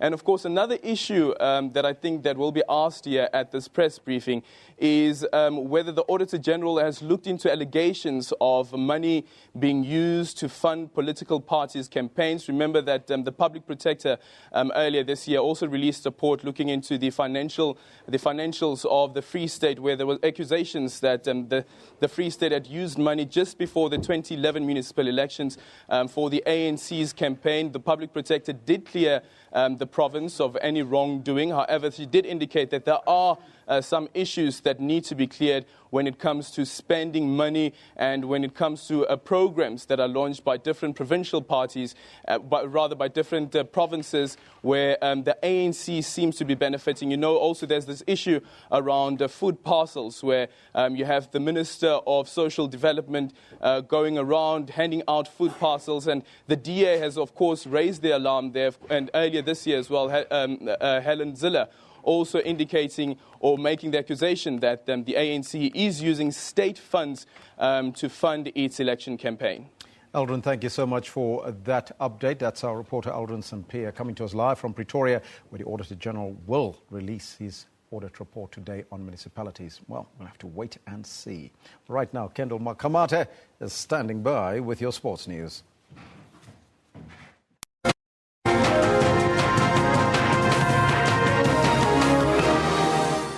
Thank you very much, Elvis. Now, our top story for today is about our national soccer team, where Bafana Bafana will be without Orlando Pirates defender Thabo Matlaba when they take on Gambia in an AFCON qualifier this coming Saturday. He has withdrawn from the squad due to family commitments. There are also 2 injuries in the team, but according to team doctor Thulani Ngwenya, those are manageable. The team left last night for Gambia via Senegal. Orlando Pirates midfielder Mpoma Kula, who featured for his club in the Nedbank Cup final, arrived in camp with a thigh muscle strain, while defender Rivaldo Gutier has a jaw injury. Coach Shakes Mashaba and his technical staff have a lot to do to try and motivate the players to give their all in the 2 remaining matches. South Africa are in danger of missing the 2017 AFCON in Gabon. They are third in the group with just 3 points from 3 matches, with only 2 matches remaining. Well, unfortunately, we have to do our best now. Make sure we collect maximum points, sit back, and look what's going to happen. I mean, we cost it ourselves by waiting for other people to do it for us. But anything is possible. Anything is possible. The team will spend half a day in Senegal before leaving around lunchtime on Wednesday for Bakau. The players are promising to fight to the bitter end and hope to finish the qualifying stage with an additional 6 points. Yeah, of course. There's still an outside chance to qualify. We know until it's mathematically impossible that we'll be given absolutely everything, and we'll go and fight for our shirt and for our country. So we know that get a couple of wins and we might be back within a chance. So we know the importance of these two final games in the group, and the only thing we can affect is our result against Gambia, and hope that results elsewhere go our way, which put us in a better position in the group. Definitely, the motivation is still there, and if we get the 6 points from our 2 remaining matches, we will finish on 9 points because we're sitting on 3 now. And anything is possible that other teams can upset other teams in the group, as much as our plan is to go and upset the 2 countries we're going to face. Things went wrong for Bafana when they drew their opening qualifying match against Gambia in Durban last June. The last qualifier will be at home against Mauritania in September. Sfiso Ramara, SABC News, Soweto. Now staying with football news, it's 9 days before the 2016 UEFA Euro tournament kicks off in France. And at least 2.5 million fans are expected in stadiums, including 1.5 million foreign visitors. The 24 teams who are taking part are gearing up for the football spectacle. And as a norm, security forces are reviewing venues ahead of the tournament. Police in Paris have been reviewing the security protocols in and around the Stade de France in preparation for the Euro 2016 soccer tournament. The French National Stadium can seat up to 80,000 spectators and will be hosting the opening match between France and Romania, as well as the final, among other matches. Meanwhile, after naming their final Euro 2016 squad, the French have relocated to an Australian mountain resort until the 4th of June, when they take on Scotland in a pre-tournament warm-up match in Metz. Les Bleus will face Romania in their opening match before taking on Albania in Switzerland in their other Group A matches. Borussia Dortmund's Marco Rose was left out of the Germans' 23-man squad because of injury concerns, missing out on his 2nd consecutive major tournament. The Germans, eyeing their 4th continental title, their first since 1996, are in Group C, along with Poland, Ukraine and Northern Ireland.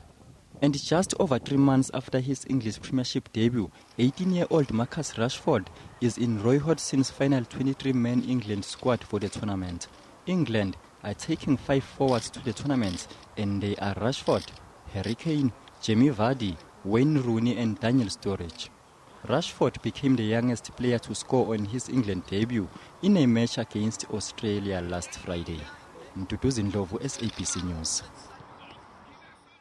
Now on to tennis news, where French Open organisers have come under attack from top tennis players after being forced to play in the rain in Paris due to huge tournament backlogs. On Tuesday, only 2 of the 10 scheduled matches were completed as the clay court tournament suffered its 6th day of delays due to heavy showers. 2nd seed Agnieszka Radwanska and 6th seed Simona Halep, both 4th-round losers, lashed out at organisers for the dangerous conditions. Radwanska and Halep's matches in the last 16 started on Sunday. The weather, however, forced them off court before completion. The 2nd-seeded Pole was leading 6-2-3 love when her match against world number 102 Tsvetana Perankova resumed 2 days later. But in an extraordinary meltdown, Radwanska lost 10 successive games and the Bulgarian recorded a surprise 3-set victory. It was pretty tough conditions out there for the last 3 days.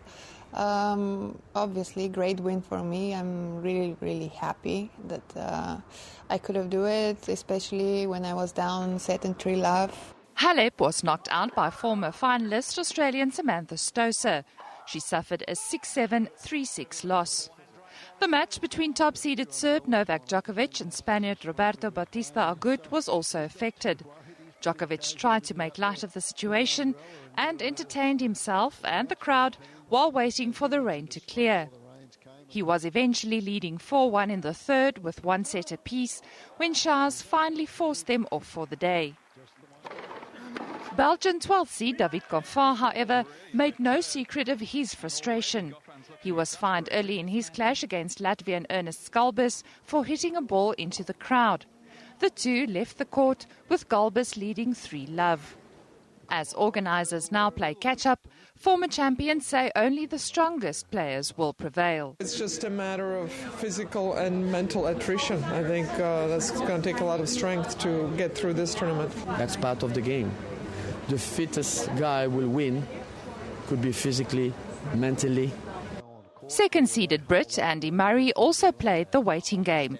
He was scheduled to meet ninth-seeded local favourite Richard Gasquet in a widely anticipated quarter-final clash. Liesel Zankel, SABC News.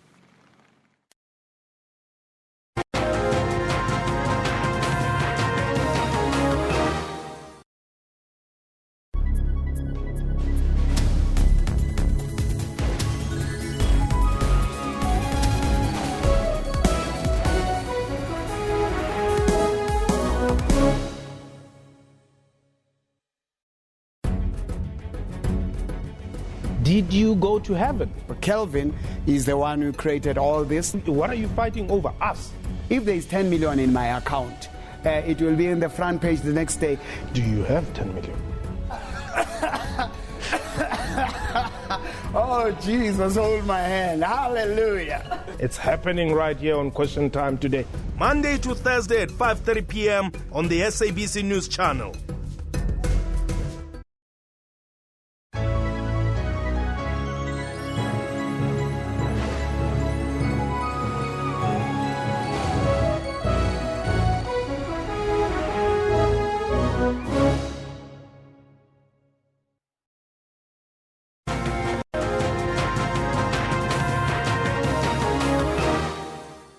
Welcome back. You're still with Newsroom here on SABC News. Now, the Supreme Court of Appeal dismissed government's bid to uphold a 7-year-old ban on the domestic trade in rhino horn, but the global ban remains in place. Now, more than 5,000 rhinos in South Africa are in private hands. Rhino horn can be harvested as it grows back, and it can be removed from a tranquilized animal. Now, for an update, let's cross to our producer, Rhino Vest. Now, she's standing by with the biggest rhino farmer in South Africa, Mr. John Hume. Very good morning. Nice to be with you again, Rene. Just set the scene for us quickly before you talk to John Hume. Okay, so yes, as I mentioned earlier, Eben, we are in Klerksdorp at the largest rhino farm in the world. It is about 8,000 hectares of land, and about 1,350 rhinos are on this property. Now, I am here with Mr. John Hume, who is the rhino farm owner, and as we discussed earlier as well, the ban has been lifted, and South Africa can now trade rhino horn legally. A very good morning to you, John. Is this a victory for you, or do we still have a long way to go? We still have a long way to go to trade internationally, but I think internally, yes, it's a victory, but don't forget we do need a permit, which would be issued to us by the Department of Environmental Affairs, and we are hoping that that won't be a problem. We're really looking forward to working with the Minister and not continuing to be against her, so we would welcome something that's good for all South Africans, but mostly good for our rhino. And now, for those who don't already know, can you tell us a little bit about your operation here on the farm? As you said, it's 8,000. It's the biggest rhino breeding, private breeding project in the world. Last year I bred 138 rhino calves. My ambition is to get to 200 a year, and I hope to reach that ambition in 3 years' time. Thereafter, I will be able to sell some of my rhinos and continue to breed 200 a year. And if this ban is implemented once again, and there's by the department, what would this mean for the rhinos on your farm? 10 years ago, we had no security expenses. Now my security expenses are far more than the total of the rest of my running costs. All the veterinarian, all the rhino food, all of that. The security expenses are more than that now and rising almost every month. Every single month it is taking more equipment, more people to protect our rhinos. What I'm doing here without serious income is not sustainable. So unless I sell rhino horn, shortly, within the next couple of years, I predict that all my 1,350 rhino will be dead in 10 to 12 years' time. As I say, what I'm doing here is not sustainable, and the minute we let up, the poachers will have a field day and be killing all my rhino. Now, South Africa has just lifted this ban. Of course, is there a market for selling of rhino horn in South Africa? I hope to answer that shortly. We're busy now organising an auction. We hope to have the auction in mid-July, and then we will see. I hope to have the auction in Chinatown. In a mall in Chinatown, Mr. Google tells me that we have 400,000 ethnic Chinese in South Africa, and we have 1.2 million Asians. I think there should be quite some serious buying power in that group of people. And a lot of conservationists are always worried about, the illegal side of this and the smuggling of the horns throughout the country, even though it's legal here. What do you make of that? We started the problem by saying to the demand that we will give you no horn, supply you nothing. That is what caused the poaching from Mozambique, because the demand went to Mozambique and has been supplied by dead rhino, and that is why our rhino poaching figures have rocketed up. I personally believe that if we dumped 5 or 6 ton of rhino horn on Vietnam every year, which we're capable of doing, I believe that will dramatically reduce the poaching in the Kruger National Park. So whilst I don't care, I will not smuggle, I will not break the law, I don't do that. If anybody else did and the horn got to Vietnam, I think it would be good for our rhinos in the Kruger National Park. Well, thank you very much, Jonathan Hume. Just one last question to you. Now, we've been doing a number of dehornings today because the new rhinos on your farm, they're at a bit of risk to be poached. Can you take us through a little bit of the operation of dehorning, and is this something that you originally intended to do? No, we didn't. We didn't do any dehorning until the poaching started. Our thinking behind dehorning, even though you don't take all the horn off, you leave about 25 to 30% behind. Our thinking is that the poacher's still got the same amount of work, same amount of risk to get 25 or 30% of the return that he would have got if we don't dehorn the rhino. So that's why we dehorn it, to make it less attractive to the poacher. The rhinos don't mind being dehorned at all. I assure you, look at them. They are breeding wonderfully on this project. We have an excellent breeding rate here. Our intercalving gap is 28 months. That's almost unheard of in rhino world. So the rhinos are happy. I'm happy. As far as the dehorning goes, I would rather dehorn them every 2 to 3 years, but with the poachers being so active, sometimes we're down to 15, 18 months.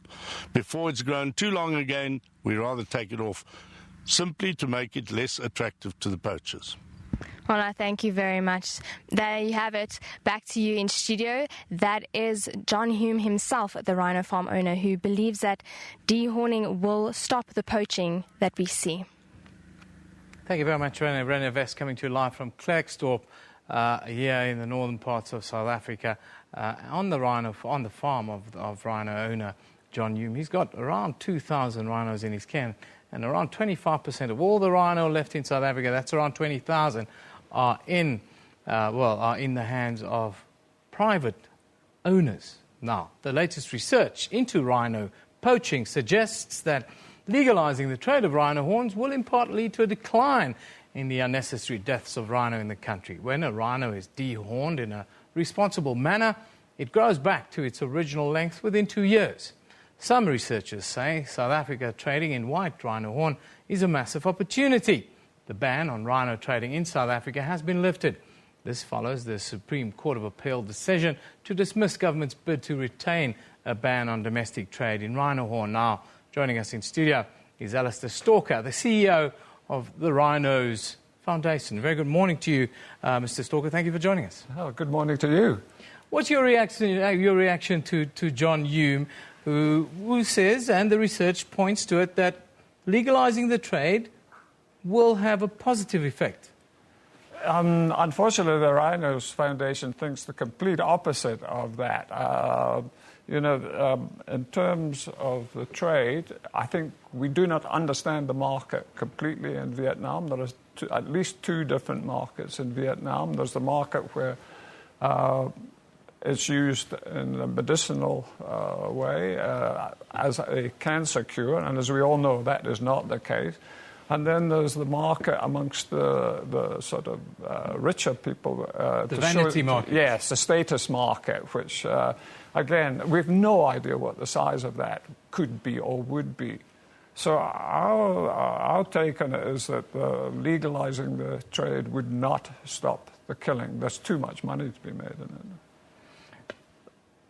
What should we do? We've certainly reached a point where we're a little bit desperate. Absolutely, but I think the first thing, there's a couple of things I'd like to point out first. The first thing is that the decision that was made last week in the appeal court was not done on substance, it was done on legal grounds.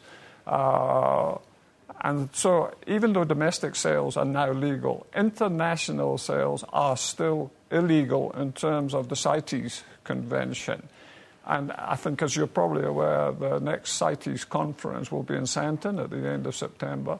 And it's extremely unlikely that the proposal that's actually been put forward by Swaziland now will get the two-thirds majority that's required to legalize rhino trade. What are you putting forward, though, as an alternative? We're losing just over 5% of our rhinos every year. Correct. But the thing is, for quite a period now, there's been a dichotomy of views within South Africa between the pro-trade and the anti-trade.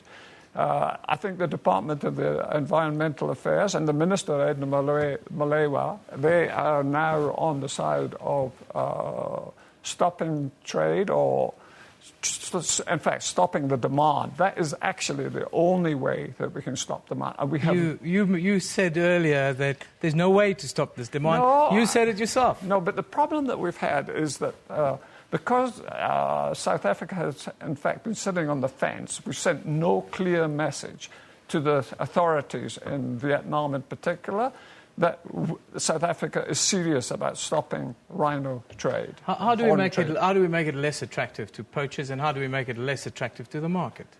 We have to educate the Vietnamese consumers, and there are several organizations, including our organization, who are busy doing that. And then the Department of the Environment has to have a campaign with the Vietnamese authorities to wipe this out. The customs authorities must be on the ball. I think, as you're probably aware, also... I think we both know that this will never happen. I don't agree with you. And recently what has happened is that the USA and the Vietnamese authorities have signed an agreement to stop the trade in wildlife products. I think we have an ally there. It's worked previously in other Asian countries. And we sincerely believe that we should give it our best shot now. What about the cost of security? We just heard from the biggest rhino farmer in South Africa that the cost of security now supersedes all other costs. I agree. It's huge. Who should foot that bill? If you can't trade in it, who should foot the bill? And if nobody's there to foot the bill, we're going to continue losing rhino. Doesn't that sound like common sense? No. I don't agree with that either. I do agree that there's huge costs being incurred on the security side, but part of the solution is that we have to incentivize the private rhino owners to protect the rhino, but without selling horn. There are ways that we could do that. What are those ways? We think that something like perhaps a levy on tourists, something like that, could be the answer to it. Because when you think about it, most of these private rhino owners there was no rhino horn trade when they brought the rhinos onto their farms. It was for either tourism, for photographic tourism, or sport hunting. Quickly, do you agree with the research that trade in rhino horn could and should bring down the demand? No. You don't? No. Look at what's happened with Perlemoon. What's the solution? The solution is a campaign now with the DEA prior to COP17, we've got a huge opportunity at this point in time to mount a campaign. We can't even sign a climate deal. I think this is wishful thinking, Mr. Stalker. But I respect your opinion, and there are many varied opinions in South Africa that we have to hear, we have to listen to, and we have to leave nothing out of the equation. Because at the end of the day, I think we're all fighting for the benefit of one thing, and that's to save our rhino. That's the overall aim for everyone, I think, including the private rhino owners. Absolutely. Yeah. Mr. Alistair Stalker is the CEO of the Rhinos Foundation here in South Africa. He's against the legalization of trade in rhino horn globally. Now, the United Nations Environment Assembly in Nairobi came to a close last week Friday. Delegates who included environmental ministers, conservationists and business leaders discussed a host of issues. Sarah Kimani spent time with South Africa's Environmental Minister Edna Molewa and the CITES Secretary General John Scanlon to discuss UNEA and the upcoming CITES conference in Johannesburg this September. The CITES conference is crucial for South Africa because the country continues to battle with rhino poaching. Just this year alone, another 1,200 or more than 1,200 rhino have been killed illegally. Environment Assembly comes to a close here in Nairobi on Friday. A host of issues have been discussed, issues of trade in illegal wildlife and wildlife products, issues of climate change, and of course the Paris Agreement, among others. Now, we'll just be talking about some of these issues and, of course, the upcoming CITES conference in Johannesburg in September. With me to discuss the issues and to break down what came out of the second UNEA is the CITES head, John Scanlon. Please say hi to the audience. Hello. And the Minister for Environment, the South African Minister for Environment, Mrs. Edna Molewa. Thanks for having us. Now, just tell us, South Africa came with a host of issues that they presented on the desk. Some of them, of course, are illegal trade in wildlife, climate change, the Paris Agreement.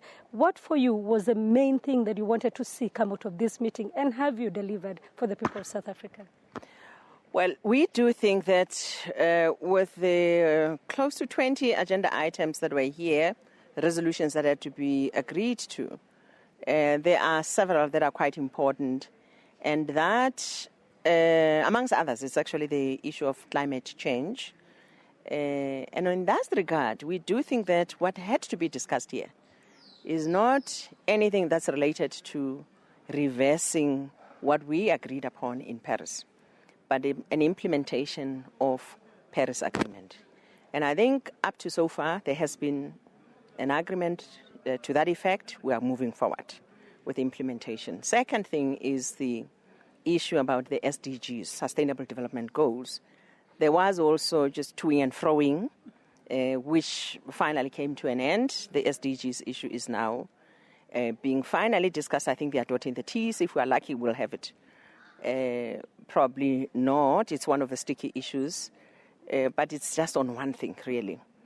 We do agree that we need to go forward and implement that. One thing is the issue about money, means of implementation.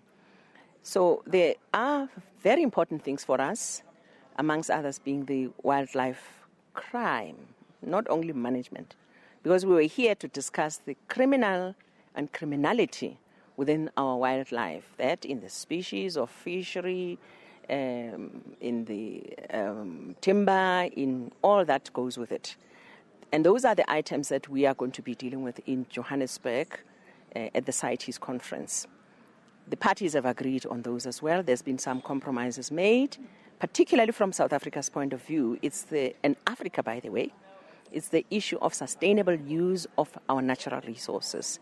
So that concept has been agreed to, as it is embodied also in one of the SDGs, which we are really going to unpack further in a ministerial meeting that will sit just the day before the actual COP opens in Johannesburg. So we have invited ministers of environment of the world to come specifically to, at a strategic level, to have a discussion on how we embed and embody the issues of wildlife management in general and issues of separate ones about wildlife crime into the agenda of Sustainable Development Goals. A picture of the day. Of course, this one comes from Roy Africa. from Triarch Insurance. It's captions Wits, and it's applauding Wits for rolling out gender-neutral bathrooms. Take a look at this this picture. I think it's a really, really interesting one. Do we have it? There we have it. Gender neutrality. That's what it's all about. That's our picture. Well, that's our picture this hour. There you are. I have it sent in. Triarch Insurance.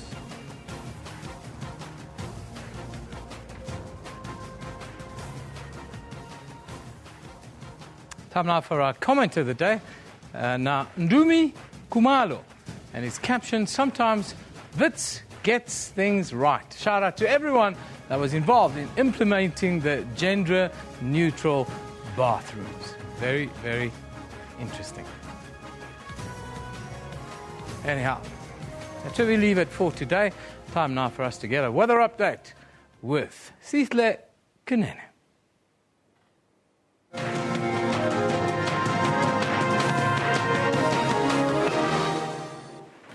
A very good morning to our viewers. Now it's time to take a look at your weather for today. Satellite image is showing us that over the central interior we still have some showers and thunder showers. Nothing much happening over the southern part except that small cold front that will be hitting Cape Town later on this week, bringing cooler conditions and also some isolated showers and thunder showers. Now just to take a closer look at that, we still have some rainfall expected over the central interior of the African Republic with a lot of rainfall expected, especially over the western parts. You see those darker purple shades showing us more rainfall than other areas. The lighter blue showing us a little bit less rainfall. Now, SADC region showing us clear skies in some of the cities, but partly cloudy conditions expected over Bloemfontein, Upington, and Cape Town. With that cold front, you see are expecting some showers and thunder showers over Cape Town there. And over Maputo, expecting partly cloudy conditions, but no rainfall for today. Now let's move north towards the central parts. Expecting some showers over Nairobi and Mombasa, but in other areas expecting just partly cloudy conditions, as you can see here. Now moving further on north, we are expecting warmer temperatures as we go north. As you can see here, we've got other places reaching 39 degrees, while Addis Ababa reaching 24, and other places even reaching 43 degrees Celsius for today. That is quite hot indeed. Now taking a look at the Middle East, it's still hot. No rainfall expected for today, just mainly clear skies, as you can see behind me on this lovely screen. Just clear skies with hot temperatures reaching 40 in some places. Cairo reaching 42, and Baghdad reaching 38. Looking at Dubai reaching a maximum of 36. Now for the northern parts of Africa, we're still expecting similar conditions. No rainfall expected, but just the sunny to partly cloudy conditions, especially over the northern parts. As you can see, it is very dry, so it normally doesn't rain at this time of day in those areas. You can see just some of the areas, we've got 34 and 23 with partly cloudy conditions over there. Now, the southern parts are sort of the West Africa. We do see that it is a bit greener, so we are expecting some rainfall. Usually it rains over there.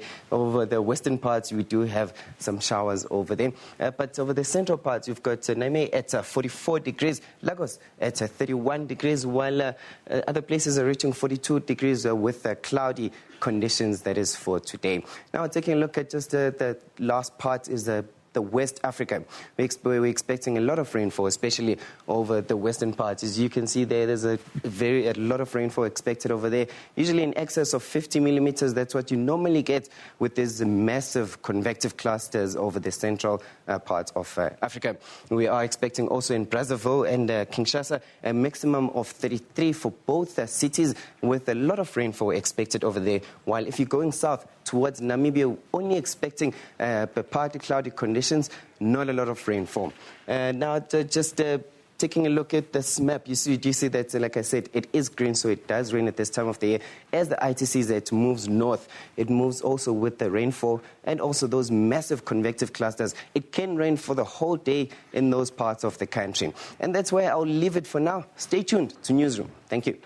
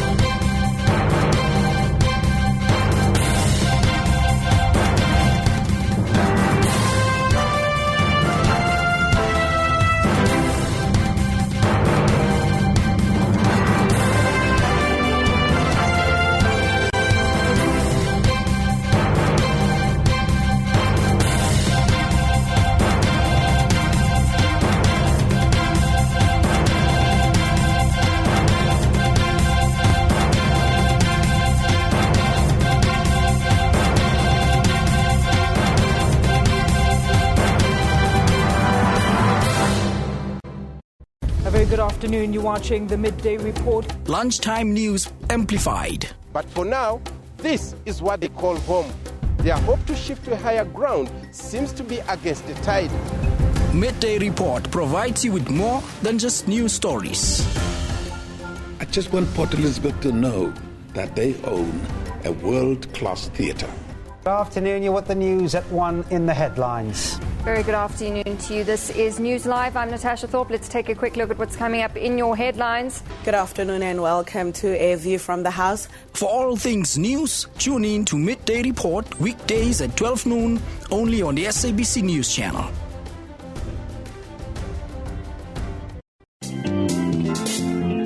In Bupilong, we celebrate those who take strides doing good and changing the world.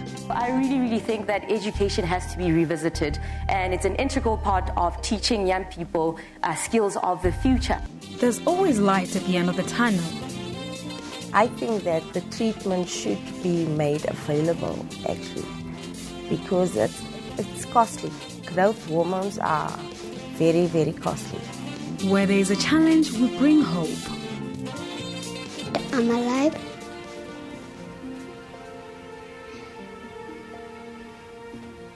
And the brain tumor is gone.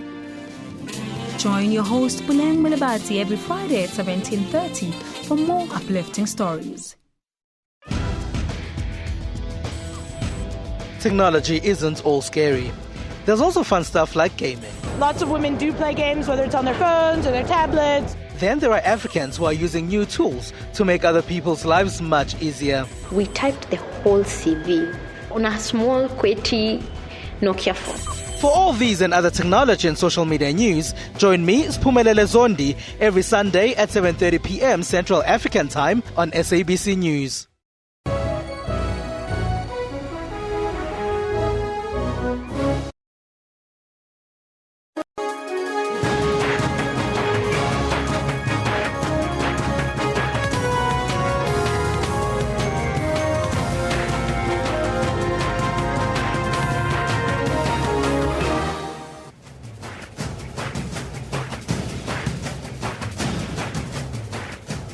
It's Wednesday, the 1st of June 2016. It's the beginning of a new day, a new month. This is Newsroom on SABC News, Channel 404, Jumbo Africa. And a very warm welcome as we broadcast live from our Auckland Park studios here in Johannesburg to the rest of the African continent. I'm Elvis Presley. I'll be with you until 12 o'clock. We're also streaming live on YouTube with the entire show now available on our YouTube channel. Today, we focus on International Child Protection Day. As you can see, I'm wearing this little badge here as South Africans continue to commemorate the National Child Protection Week. Now, this week is observed every year to raise awareness and to mobilize society, that's you and me, to care and to protect our children. So the question that we pose to you this morning is, how do we protect our children? Send your comments on the Twitter handle at SABC Newsroom, as well as on our Facebook page. But first, let's take a look at your news headlines.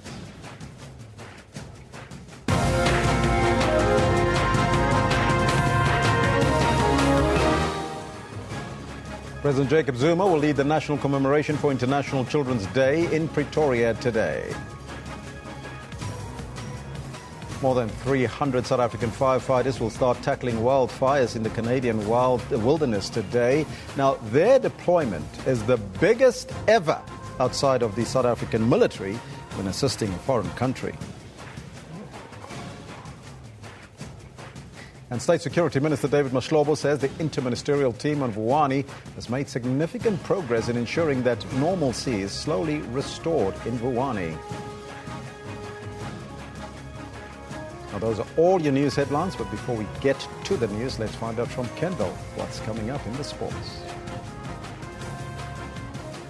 Elvis, thank you very much. I'm also wearing my green ribbon today, and I think it's an absolute evil day in society when we need to be reminded to protect our children and keep them from harm. Good morning to you. We certainly hope that you are taking this to mind and making sure that children are protected for the rest of their lives. Now, coming to the sports, this is what we've got for you for today. Bafana make their way to West Africa to face Gambia in a last-ditch attempt to qualify for AFCON 2017. And the world champion team, Germany, hard at training as it gears up for Euro 2016. Tennis players up in arms criticising organisers as yet another day of rain disrupts the French Open. Popped over the... We'll also be bringing you some analysis of the Roland Garros French Open tennis tournament that Bruce Davidson did with Sports Live last night. Be sure to stick around for that, about 11:30 or so. But for now, back to the main desk for the news. Thank you, Kendall. Top story this hour. More than 300 South African firefighters that is, will start battling wildfires in the Canadian wilderness from today. The team arrived in the North American country earlier this week. After spending the last 2 days preparing in camp, teams of firefighters will be deployed alongside their Canadian counterparts. Now, they spent the last 2 days doing a variety of acclimatization exercises, with many still feeling the effects of jet lag. The volunteers, including about 60 women, had just landed at Edmonton International Airport. That's close to where the wildfire destroyed parts of Fort McMurray in Alberta. It continues to burn out of control there. More than 2,000 firefighters have been dispatched to the remote northern oil sands region, an area that holds the world's third largest oil reserves, to keep the flames at bay. Now, the firefighters have been assisted by 88 helicopters, 256 pieces of heavy equipment and 25 air tankers. And you can see the fire in the background there, terrible fire, and we hope that our firemen are all safe. All the best of luck to them, but we'll keep you updated on their journey right here on Channel 404 on Newsroom. This is where you'll find the latest update. Now, for many young victims, the wheels of justice grind painfully slow. For instance, the rape case of a 9-year-old girl in Komazi in Mpumalanga has been dragging on for 3 years. It has been postponed 18 times. Our reporter Gillian Pillay and cameraman Richard Mamatela filed this exclusive report.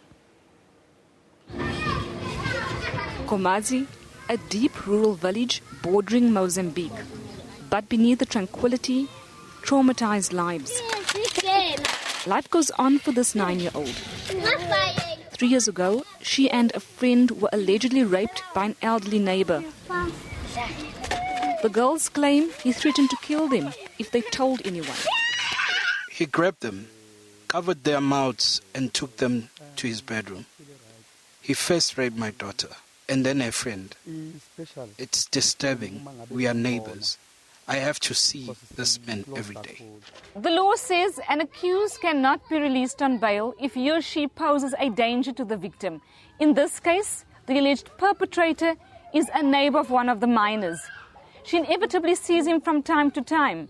Even if he does not pose a physical threat, it's secondary victimization and trauma for the minor. The other minor had to undergo several operations. She was allegedly raped before. Her family has left the village. 18 postponements later, the matter is yet to go to trial. I lodged a complaint, but they said there is nothing they can do because there are hundreds of cases that are pending since 1999. Outstanding DNA reports, dysfunctional CCTV court cameras, the defense lawyer changed 5 times, just some of the reasons for the repeated delays. When a postponement happens more for 18 times, who is questioning why is this postponement happening? Who is being taken to task when they say the CCTV cameras are not working? What is being done so that justice does not become justice delayed? It would be acceptable for a matter to be postponed 19 times. But you must recall the fact that those postponements were due to systematic challenges. The case is back in court on the 14th of June. Gillian Pillay, SABC News, in Komazi, near the border of Mozambique. Now, the question that we pose to you today is, how do we protect our children? Let me know what's on your mind on the Facebook page as well as on the Twitter handle at SABC Newsroom as we commemorate International Child Protection Day today.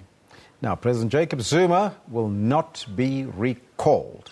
That's the word from the ANC's National Executive Council, the party's highest decision-making body. It says it has accepted President Jacob Zuma's apology for the Nkandla debacle. The ANC structures have closed ranks behind their leader. The issue of recalling him is now closed. Let's emphasize the importance of unity of the movement, and accepting the apology of the president must contribute to the unity of the movement. The meeting also received a report on the much talked about state capture. The party said 8 ANC members who alleged that the Gupta family influenced the appointments of cabinet ministers were invited to report the matter to the Secretary General's office.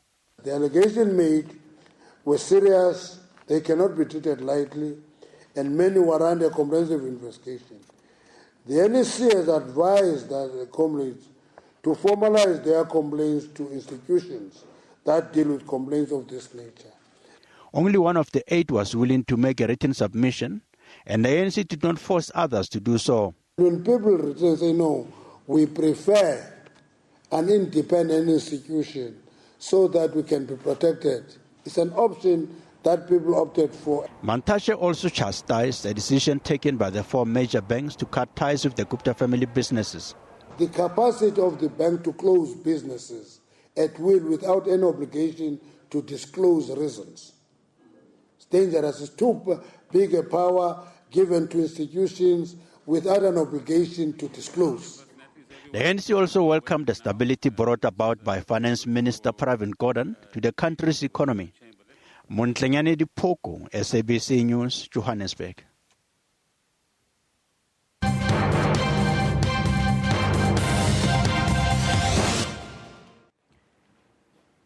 It's an election year, and with just less than 48 hours left before the closing date for submitting party candidates' list, the IEC has pleaded with political parties to submit their final list for the upcoming municipal election.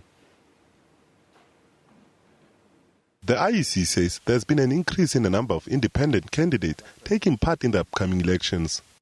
The submission of candidate lists is on Thursday. I want to urge all the political parties and those individuals who are intending to contest as independents to take advantage of this opportunity and make sure that they submit their details and submit them on time.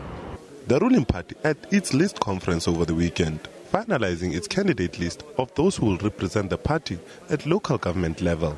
And today, the Secretary General is a bit. As the ANC, we are justifiably proud of this and the role of our people play in their development, truly advancing people's power. The EFF was not to be outdone. The party, which will be contesting local government elections for the first time, hopes to have representatives in all municipalities. EFF is contesting all the 4,392 wards in South Africa. That makes, if we include councillors and candidates, 9,300 candidates. We are contesting everywhere. Geographic spread, gender spread. Campaigning has started and all parties are hoping to do well. But the final say will be from the electorate. Elections will take place on the 3rd of August. SABC News, Johannesburg. Well, as you know, the Auditor General is supposed now today to give us that report, the much-awaited report, the audit report looking into municipalities. Now, as you can recall, last year, Makwetu pointed out that the number of municipalities are doing much better. Let's find out now from our reporter at that briefing, Aldrin Simpiwe. Very good morning, Aldrin. Greetings also to the leadership present today from the Minister of Kokta, the Deputy Minister of Kokta, the Chair in the National Assembly, Honorable Cedric Frolik, and the Chair in the NCOP, Honorable Jomo Nyambi. Good morning also to Honorable Mpho Nawa, who is the Deputy Chair of the South African Local Government Association. I also want to extend greetings to all the members of the media present this morning, as well as the officials and staff members from the Audit Office. We have, all of us in the Office of the Auditor General, been waiting with anticipation to release the audit outcomes of 2014-2015, as it marks the end of the administration that the current leadership of local government has assumed since 2011. Hence, today, it is our pleasure to share with you our analysis of the audit results for the management of finances in the whole of local government, covering all 9 provinces in the country and giving a sense of what the overall picture looks like when we compare different municipalities to others.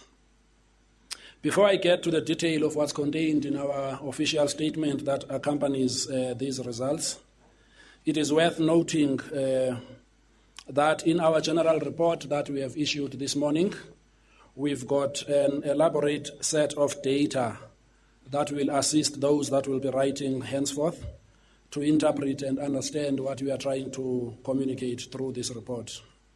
And I will also like to invite you to have a look at that report, which contains additional other specific information which we are not going to be able to cover here because of the summarized version of these consolidated outcomes. Let me start by saying what we have in 2014-2015 is going to be compared with what we had in 2010-2011 when the current administration of local government took office. And we are pleased to report that these audit outcomes have shown an encouraging 5-year improvement. We have seen this improvement in the area of financially unqualified opinions with no findings, which are those that we commonly refer to as clean audits. At the beginning, in 2010-2011, we were sitting with only about 13 municipalities across the country that were described as those whose financial information, financial reporting, and status of administrative and financial controls was found to be credible.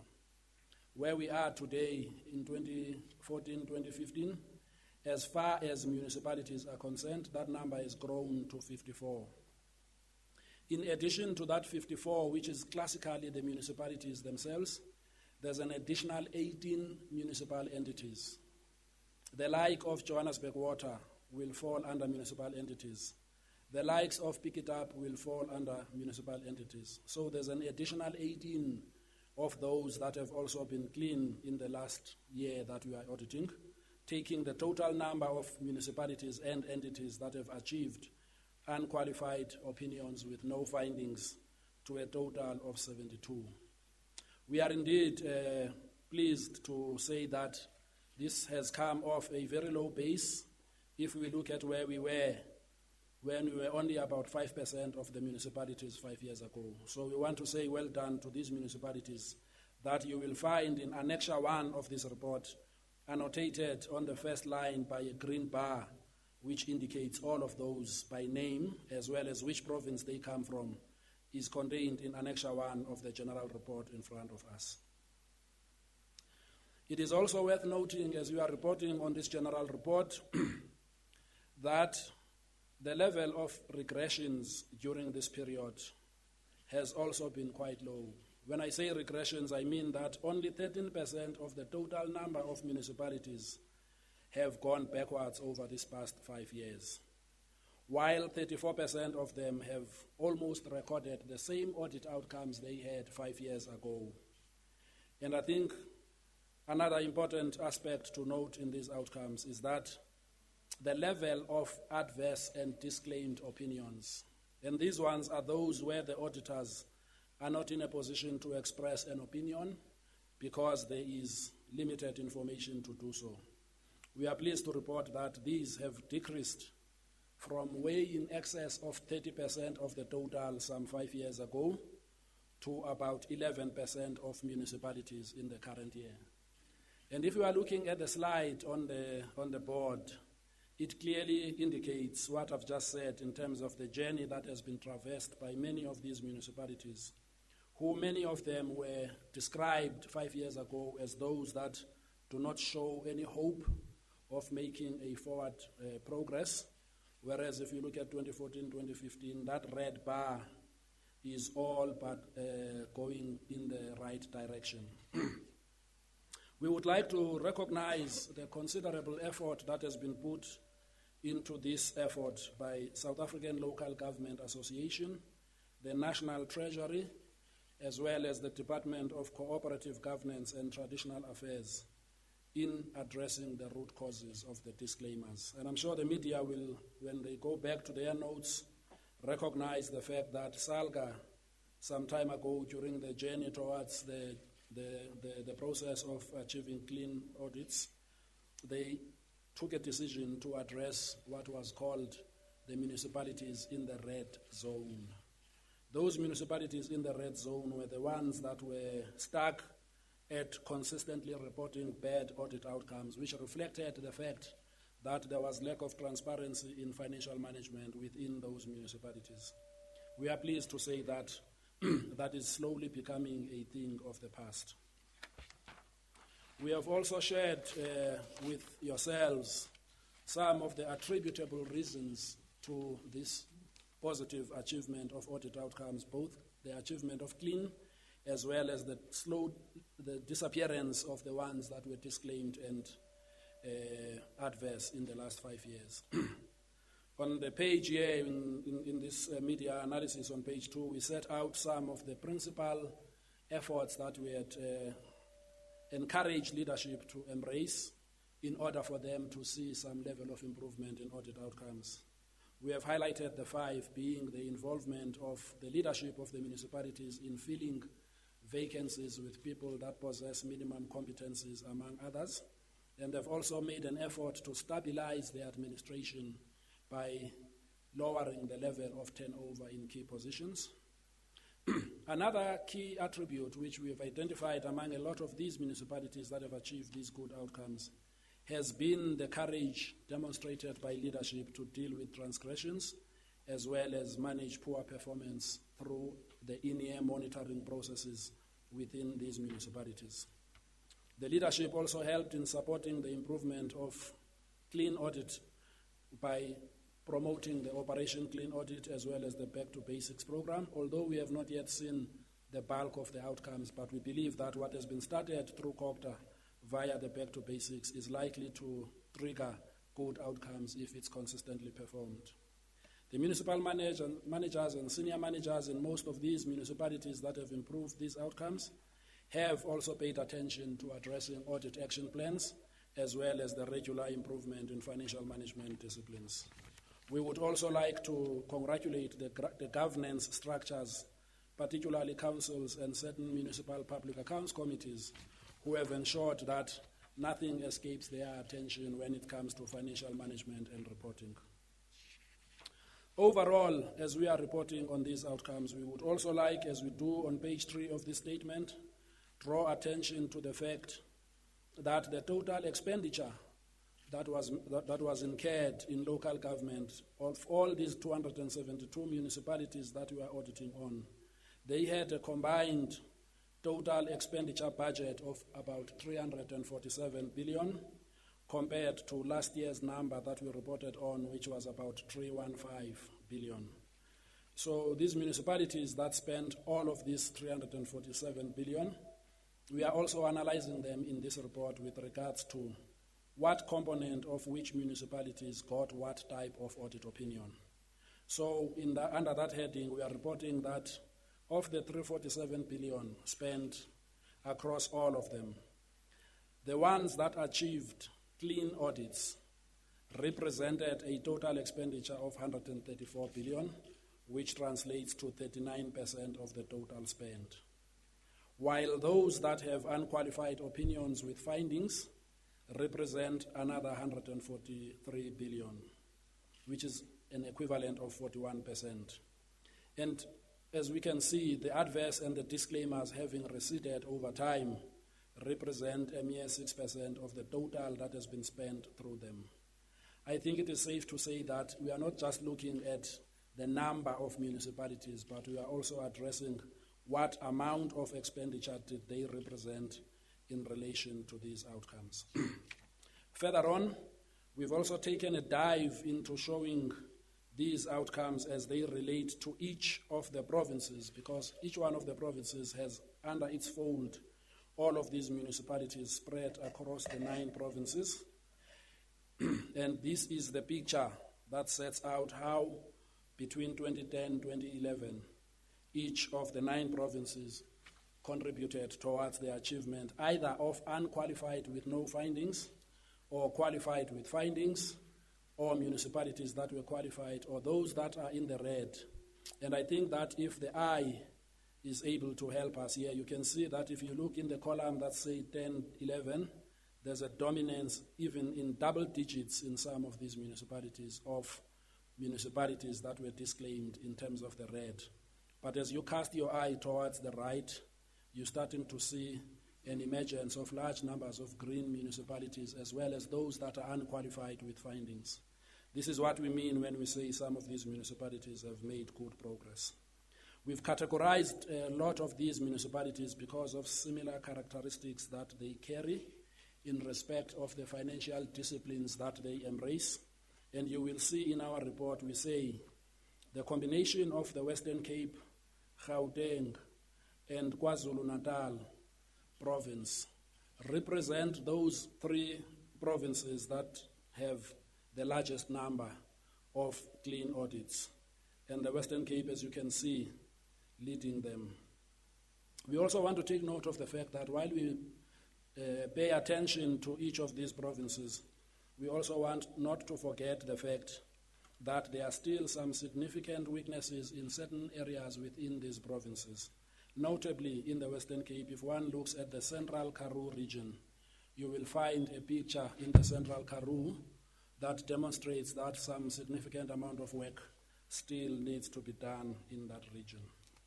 And if one casts an eye over Gauteng, by the same token, one can see that the West Rand region in Gauteng is largely one of those regions that are struggling with municipalities' ability to manage their finances, transparency, and with due care. And also in KwaZulu-Natal, Umkhanyakude district municipality remains one of those, not the only, but one of those within that province that has pulled down the overall results for the entire province. And the same goes for the Eastern Cape, Free State, and Mpumalanga. We classify them as these provinces where municipalities are starting to emerge from many years of negative audit outcomes.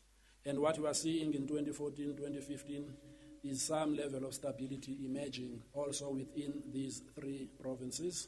Notably, within the Eastern Cape, the Joe Kabi district municipality continues to provide the right level of performance when it comes to the individual municipalities within its fold. We have also noted in the Free State that Thabo Mofutsanyana district has in fact become the first clean audit in that province of the Free State. So we'd like to congratulate them for having done this, as well as having stuck to their commitment to deliver the good outcomes when we visited them last year.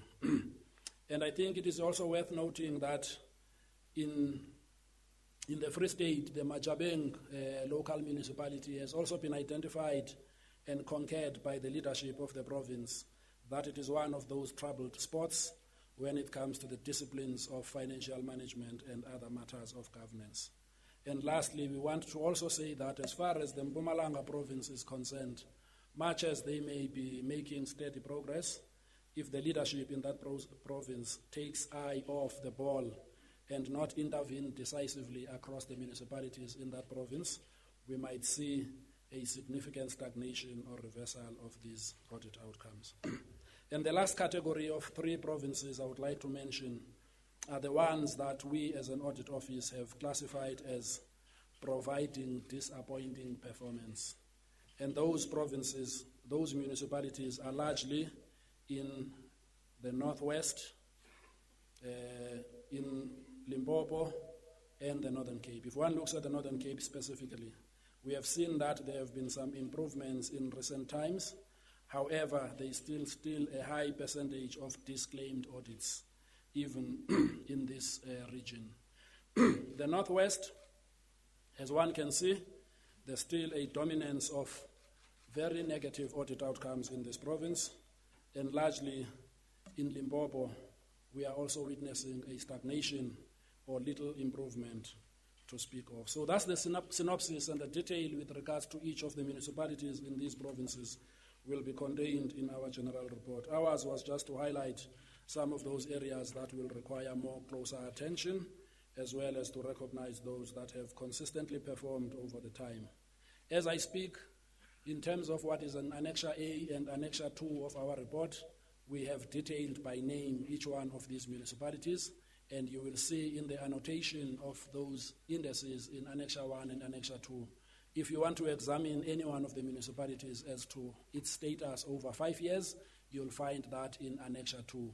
If you wanted to examine them in relation to how they've performed from this year to last year, that will be contained in Annexure 1. And all of those annexures will have an indication as to what are the things that caused audit failure and what is our assessment of the status of accounting and managerial controls. So that is the overall status with regards to these outcomes.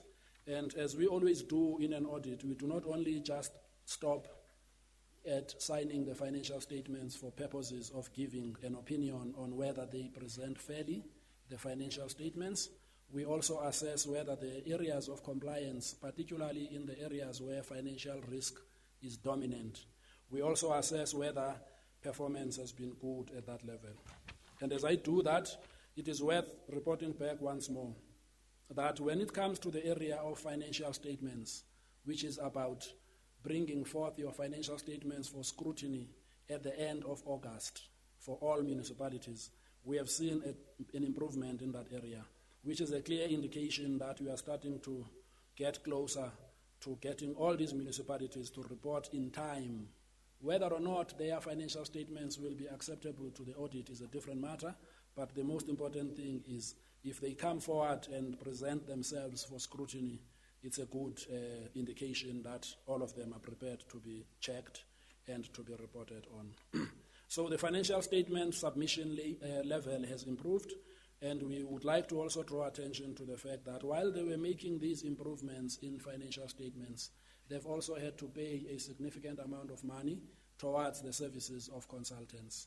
So the consulting services towards buying financial reporting solutions from external service providers has also increased. We do say that it is expected because there are many demands on the capacity of financial management staff in municipalities. This is a welcome area of support. However, in our report, we are emphasizing the point for municipalities and councils to take diligent steps to control this growth of expenditure towards consultants, because it is sometimes growing disproportionate to the amounts available for providing services elsewhere in certain municipalities. We cannot spend these amounts of money, which at the end of the 14-15 year have amounted to 892 million, while some of those that are taking advantage of these services do not show any forward improvement in their outcomes. And that's why we want to emphasize the quality of this expenditure so that we can increase the level of oversight towards the spend that municipalities make towards financial management support services. There's a space for it, but not to the extent that we are observing now. Another area which we would like to draw attention to is that when it comes to the performance reports that are supposed to be produced for purposes of reporting on the annual reports, on page 6, we have seen a good improvement over time, particularly when it comes to the usefulness of the information that's presented. We are still tracking certain troublesome spots when it comes to the reliability of the information being reported. So there are two aspects when it comes to the performance reports: good improvement on the usefulness of the information because it is relevant. However, we are struggling to agree in a number of instances with regards to the reliability of that information because of weaknesses in internal controls. We want this matter to be flagged as well, because when all else is done, what is important is what have you done with the money. And if the information that is supposed to demonstrate what was done with the money is not credible, it might give problems when it comes to explaining delivery of services or otherwise. The next matter that we've canvassed in our report for this year is the area of the compliance with relevant legislation. This has been an area where, unfortunately, there has been the lowest improvement. This is the area where, when it comes to compliance with key legislation, where the likes of supply chain deviations are dominant, where non-compliance with certain financial management prescripts is not observed. And we think that because this area is low, it creates a fertile environment for irregular expenditure to grow. And as this report shows, where there are a number of supply chain management deviations, it also comes with increasing levels of irregular expenditure. As we speak today, in terms of the report for all of the 9 provinces combined and all of the 272 municipalities, we are recording and reporting a total amount of 14.75 billion with regards to this irregular expenditure. This irregular expenditure, to give more context and substance to it, is those instances where the prescribed rules that govern the procurement of goods and services, among others, are not always observed. And for the audit, the minimum that you are required to do is to identify those instances, engage with those matters with management of the entity, and report on them if we are not getting satisfactory responses. That's what we've done. We've quantified it to the extent of 14.75 billion. What it means is that those people who are charged with oversight within the institution are required to do the next step. And the next step is for them to investigate what are the underlying reasons that give rise to non-compliance with supply chain, which ultimately ends with irregular expenditure. So it is that type of expenditure. And again, if anybody is wanting to commit undesirable financial management practices, they can do it well in this environment for as long as the controls are not being tightened. That's the part with regards to irregular expenditure. It's potentially what may have been received. And in this instance, we have extended our tests in the office to say, if there was this prevalence of irregular expenditure to the extent of 14.75 billion, how much of that total has been received in the form of goods and services?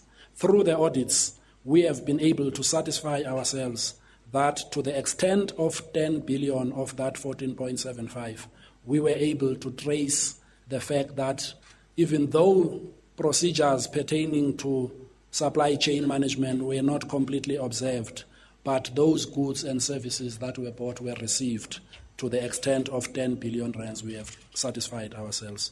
So I think it is important for us to walk away here knowing that much as we are uncertain as to the reasons that gave rise to the non-compliance with the supply chain rules, but from an audit point of view, we have satisfied ourselves that that 14.75 billion is not all completely lost, because, as I say, to the extent of 10 of it has been traced to goods and services that were received.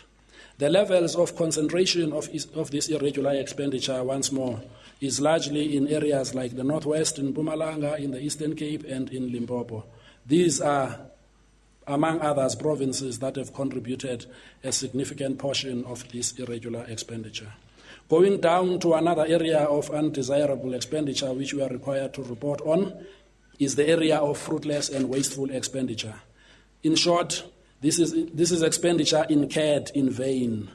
It arises in situations where a person in a finance department is required to make a regular payment to a particular supplier, and if there are penalty and other clauses in that particular agreement, and that deadline has not been complied with, it will result in a payment to that particular service provider, which will be a payment without receiving any benefit for it. And that's why we are saying it is fruitless and wasteful. It's also things like interest paid on debts that are due, which were supposed to be paid by a particular due date, but because they were not, they also attract an additional cost in the form of interest. As well as the area of the third category of these undesirable areas of expenditure is unauthorized expenditure. And unauthorized expenditure points to lack of managing budgets according to what has been appropriated for each of the functions within a municipality, to the extent that more money gets committed to what has already been allocated in the budget. You will find in these instances that it's not all situations that are about cash. There are instances that have to do with non-cash items. If, for example, a municipality did not anticipate that there's going to be a deterioration in their ability to collect monies owing by consumers, it will be required at the end of the year to impair that debt. When you impair that debt, you put a charge into your books to the extent of the amount you think you are not going to collect, and if you didn't budget for it or think about it at the time of the budget, it then falls foul of the unauthorized expenditure. These are items that we are reporting on to reflect on the inefficiencies that are still prevalent in the management of finances. The other area that we also have tested and assessed is the whole area of the financial health of the municipalities. The question is, when all is said and done, and all these internal control weaknesses have been identified and corrected, does the municipality still have money to do the things that it ought to do with regards to the delivery of services? And our overall assessment is that many of them are starting to incur net deficits, meaning that the total amount of resources available for them to spend are starting to be exceeded by the amounts of money that they are committed to in the form of expenditures. Hence, they end up with a net deficit instead of a net surplus. That's a high-risk area which needs to be looked at, particularly in a tight fiscal environment like we are operating in. We are also seeing signs of certain of the current liabilities within municipalities starting to exceed the current assets, which indicates that to be in a net current liability position, those assets that are supposed to be available for the continuation of the delivery of services are starting to disappear over time. And also the area of the management of cash. A lot of municipalities that we have analyzed in this report are taking too long to collect the debt that comes on the back of the services that have already been consumed. However, when they have to make their payments to their suppliers, they are normally pushed to pay much earlier or to pay quicker, which means that the bulk of the cash that is supposed to be made available for use in the municipality is largely, for a long period of time, sitting in somebody else's pocket, which is raising issues of the liquidity of the municipality. Does the municipality always have sufficient cash resources to meet its obligations as and when they arise? And so we want to flag this matter to say that there is a high risk of uncertainty with regards to a number of these municipalities' ability to continue in the foreseeable future, because they are now starting to face a tight financial situation, but that's also compounded largely by the weaknesses in their internal control environment. And the other point which we also flagged in this report, we've also looked at how the grants, as we appreciate the money that is used in municipalities, some of it is collected through the rates and all of that, but part of it is also allocated from the Central Revenue Fund. And of course, our reflection in terms of this report is to say that a lot of this expenditure that is received on the back of the likes of your municipal infrastructure grant, on the back of your municipal systems improvement grant, is all being allocated for expenditure. However, there is still a significant weakness when it comes to assessing the performance of these projects against targets. So we want to draw attention to this matter to say that let there be a requisite level of control that is put into ensuring that the performance and the targets against which these grants are given is also followed through and reported on. Because if it is not, and the monies are spent, it is possible, as we have seen in some of these municipalities, that what was intended in respect of the grant gets diverted towards other things that were not initially what the purpose of the grant funding was. And as I get closer to the end of my briefing, we've also taken note of some of the key attributes that are necessary for municipalities to make further improvements. And we think these, from page 8 to page 9, will be an important input that needs to go into the work plans of the new councils that will take office come post-August 3 period.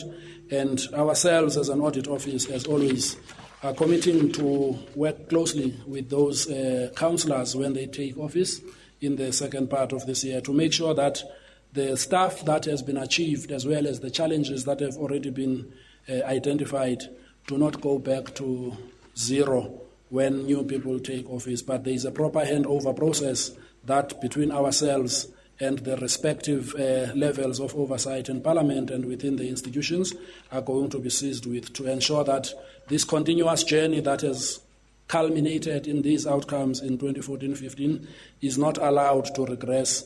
Because as we were analyzing the 5-year period, we saw that in the 2010-2011 period, there was a little bit of a dip because of those changeovers and long vacancies that arise, among others. And we hope that with these audit outcomes, there will probably be a safer transitional process. And thank you very much for your attention.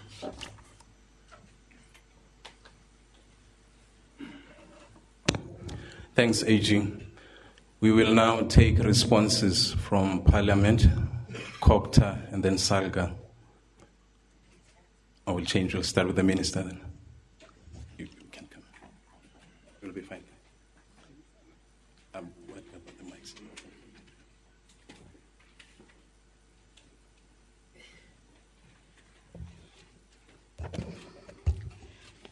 Thank you very much.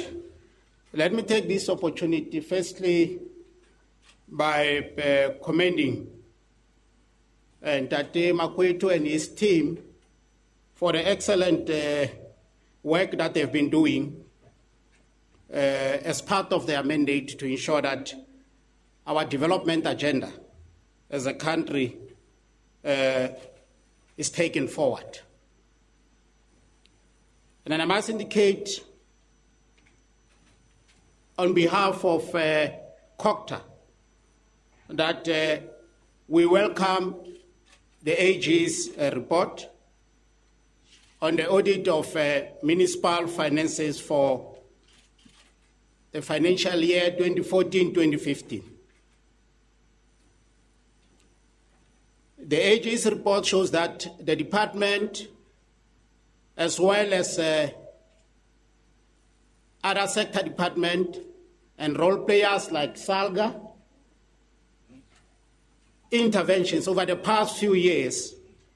These range from Operation Clean Audit to the current intervention, which is a consolidation of all previous interventions called the Back to Basic program, are starting to bear fruits and are starting to bear positive results. I must indicate that this is a consequence of a very collaborative and protracted process. Those of you who have been following the local government sector, you'll remember at some stage there was a strong sentiment that the AG's role is only finding mistakes in municipalities.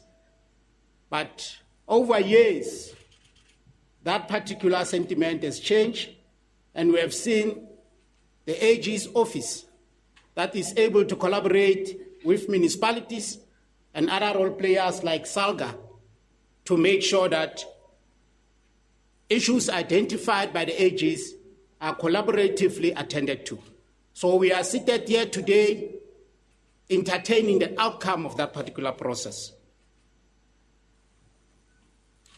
I must indicate that this report is quite encouraging in that it shows that there's been a considerable improvement in audit outcomes in the past 5 financial years.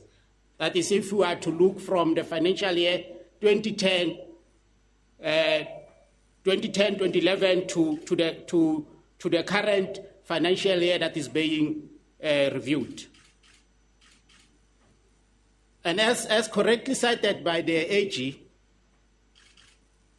in 2010-2011 financial year, only 16 municipalities and entities received unqualified audits with no findings. Quite interestingly and quite encouraging, this has increased to 72 municipalities. The number of municipalities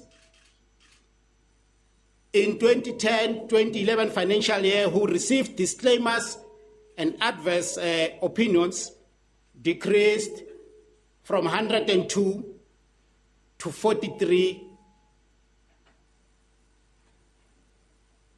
which is very, very encouraging.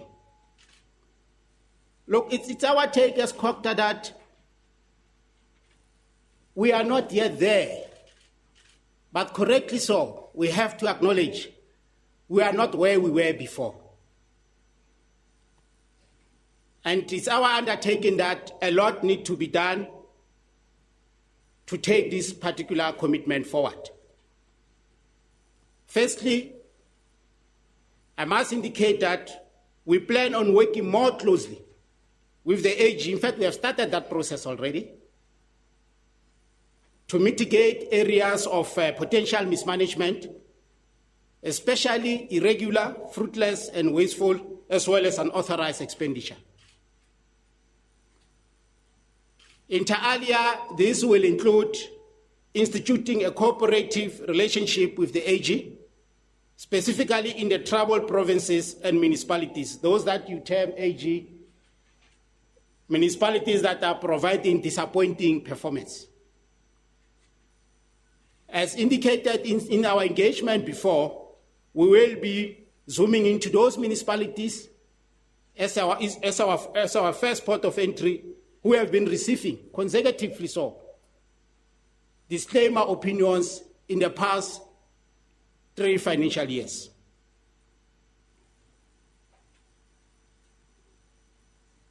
And I must indicate that as an immediate stopgap measure, our best to basic team will identify low-hanging fruit interventions, which will, of course, reduce some of the financial mismanagement that has been identified by the AG.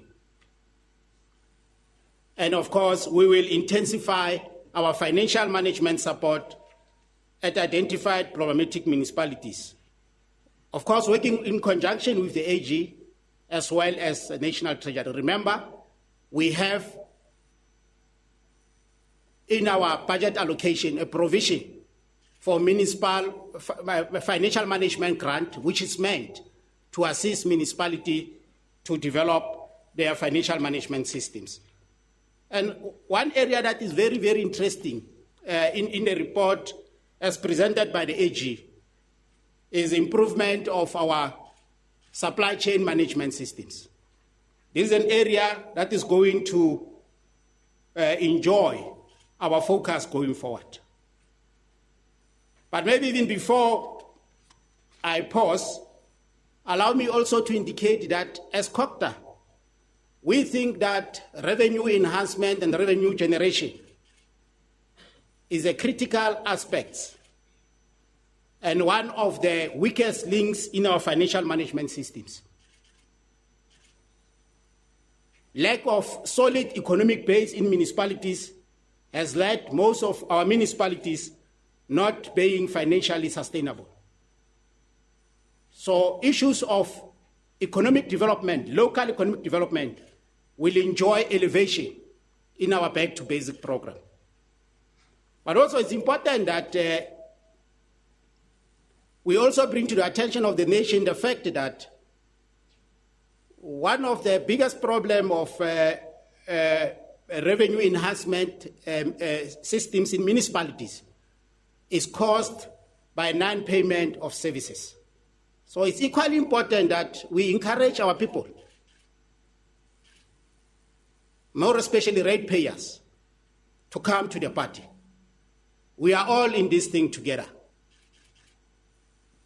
So we'll urge our ratepayers to seriously consider prioritizing the payment of services that are rendered by municipalities. Now, we think that going forward, there will be a need of us intensifying all the interventions that have been initiated so far to make sure that municipalities are financially viable. We know this is a critical aspect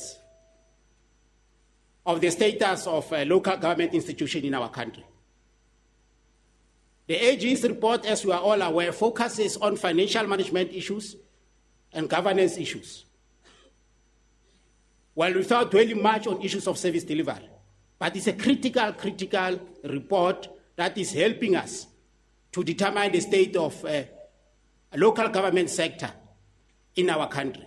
And we welcome this report And I think it is going to complement our efforts, more especially intervention efforts, as we try to ensure that our municipalities in the country are financially viable, but also are sustainable institutions through which we can drive development of our people at a local level. I thank you very much.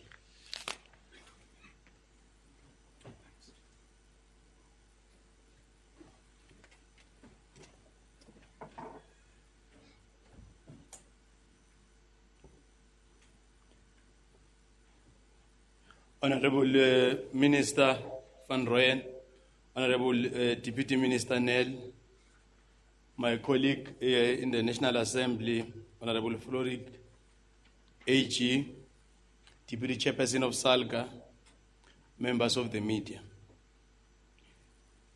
AG, we are encouraged by the upward improvement noted in these outcomes. I guess they are a reflection of the investment made by your office in ensuring good administration in local government sphere. We are further encouraged by the fact that in municipalities there have been improvement. There has been tangible actions taken by leadership, both political and administrative, a practice which we think needs to be emulated. We have noted the improvements as we have highlighted them. To mention just a few, the number of municipalities that received clean audits has increased from 13 to 54. And we think that is an improvement, even though there is room to do much better. 6 of the 8 metro councils, 21 district municipalities, and 116 local municipalities have improved their audit outcomes during this period.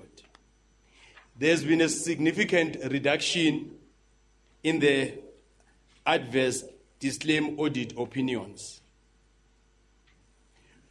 While there are improvements, we ought to be concerned that some of the municipalities are taking longer to graduate into clean audit space, and hence our effort needs to be directed towards that, as the Honorable Minister has already alluded to that. We'll be in an effort to expedite the quest towards improved audit outcomes, as the National Council of Provinces in the other House of Parliament, we intend to request the Select Committee on Finance and COGTA to intensify oversight on issues raised by the report AG. We will also be seeking continuous engagement with SALGA and your department, Honorable Minister, to ensure that all issues pertaining to this report are followed up, are attended to as per the requirement. We will further be undertaking various activities, initiatives to fast-track capacity building of all municipalities immediately after the elections. I think that is very important. We will support the establishment and functioning of MPEG after the local government elections. I think it's important. It's a function that is very important, Deputy Chairperson of SALGA. We are committed to that process of making sure that the training immediately after the elections, it's something that we are going to be part of from the first day till to the end, working with our colleague from the National Assembly.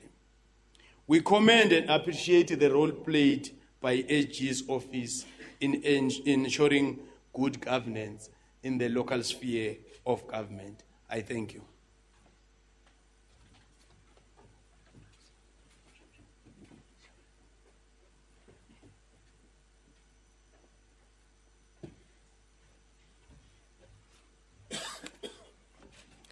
Honourable Minister, Deputy Minister, my colleague, the House Chairperson in the NCOP, the Auditor General, Mr. Makwetu, the Deputy Chairperson of SALGA, and members of the media, good morning.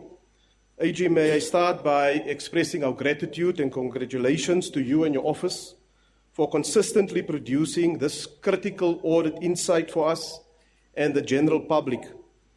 Through your office report, we have been able to cast our minds on the pertinent issues that require the attention of government and oversight committees in the National Assembly. Having listened to your 5-year overview of the audit outcomes, I get a sense that there are indeed significant areas of progress, but also areas of stagnation that require attention.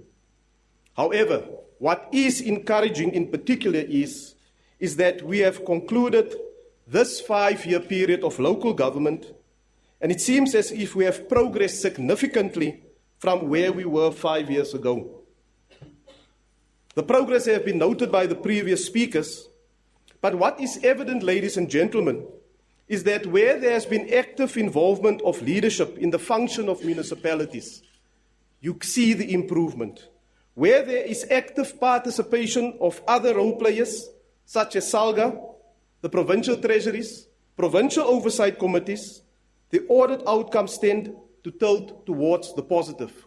What we would like to see from the National Assembly is that every year, when at local government, we go to our communities to solicit their opinions in terms of IDPs, specific attention must be paid also on where municipalities need to improve, so that our people are aware what is the exact state of local government in those municipalities. We are thus concerned by the stagnation that we see in 34% of the municipalities and also regression in certain municipalities. With regard to these outcomes in front of us, ladies and gentlemen, I want to express the concern of the National Assembly in the following areas. 92% of municipalities' financial health is concerning and it requires intervention. The increase in the amount of unauthorized, irregular, and fruitless expenditure is a source of concern, especially in those weaker municipalities where you see the presence of consultants. And we must ask AG and the Honourable Minister, what are consultants doing in these municipalities that are weak, but they still produce adverse audit outcomes? There are still incidents relating to irregular processes with regard to supply chain management, and that is where processes need to be strengthened. In an effort to expedite the quest towards improved audit outcomes, the National Assembly committees will focus on the implementation of the 5 pillars outlined in the Back to Basics policy of the Department of Cooperative Governments and Traditional Affairs, ensure that they are entrenched and intensified within this critical sphere of governance. We will also use these oversight mechanisms at our disposal to monitor how these pillars are indeed executed by all the municipalities. In the immediate future, this report will be referred to the relevant oversight committees in the National Assembly, and we expect them to dissect the areas that require specific intervention. Where you have adverse audit outcomes, it focuses the attention on those municipalities, and we must deploy our resources as well as our oversight capacities to assist in those areas. Finally, ladies and gentlemen, we appreciate the role that the Office of the Auditor General is playing in supporting democracy as one of the critical Chapter 9 institutions by providing independent analysis of government performance, especially in the aspect of local government, which is the closest sphere to our people. And I thank you.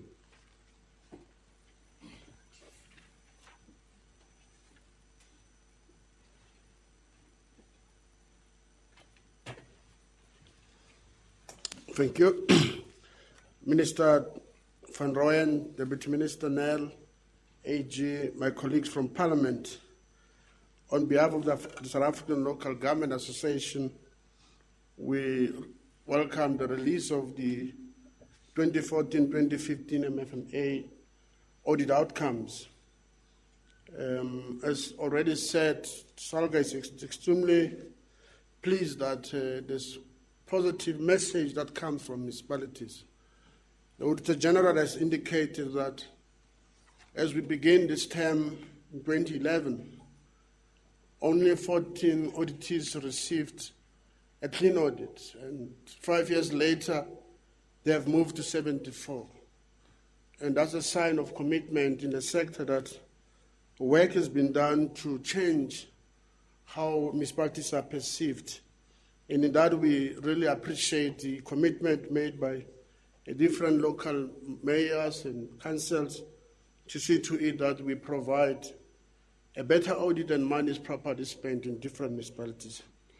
But again, I must indicate that we really appreciate the commitment made by the Auditor General's Office to partner with SALGA in particular to see to it that work has been done in particular to those municipalities that previously were in the red for a longer time.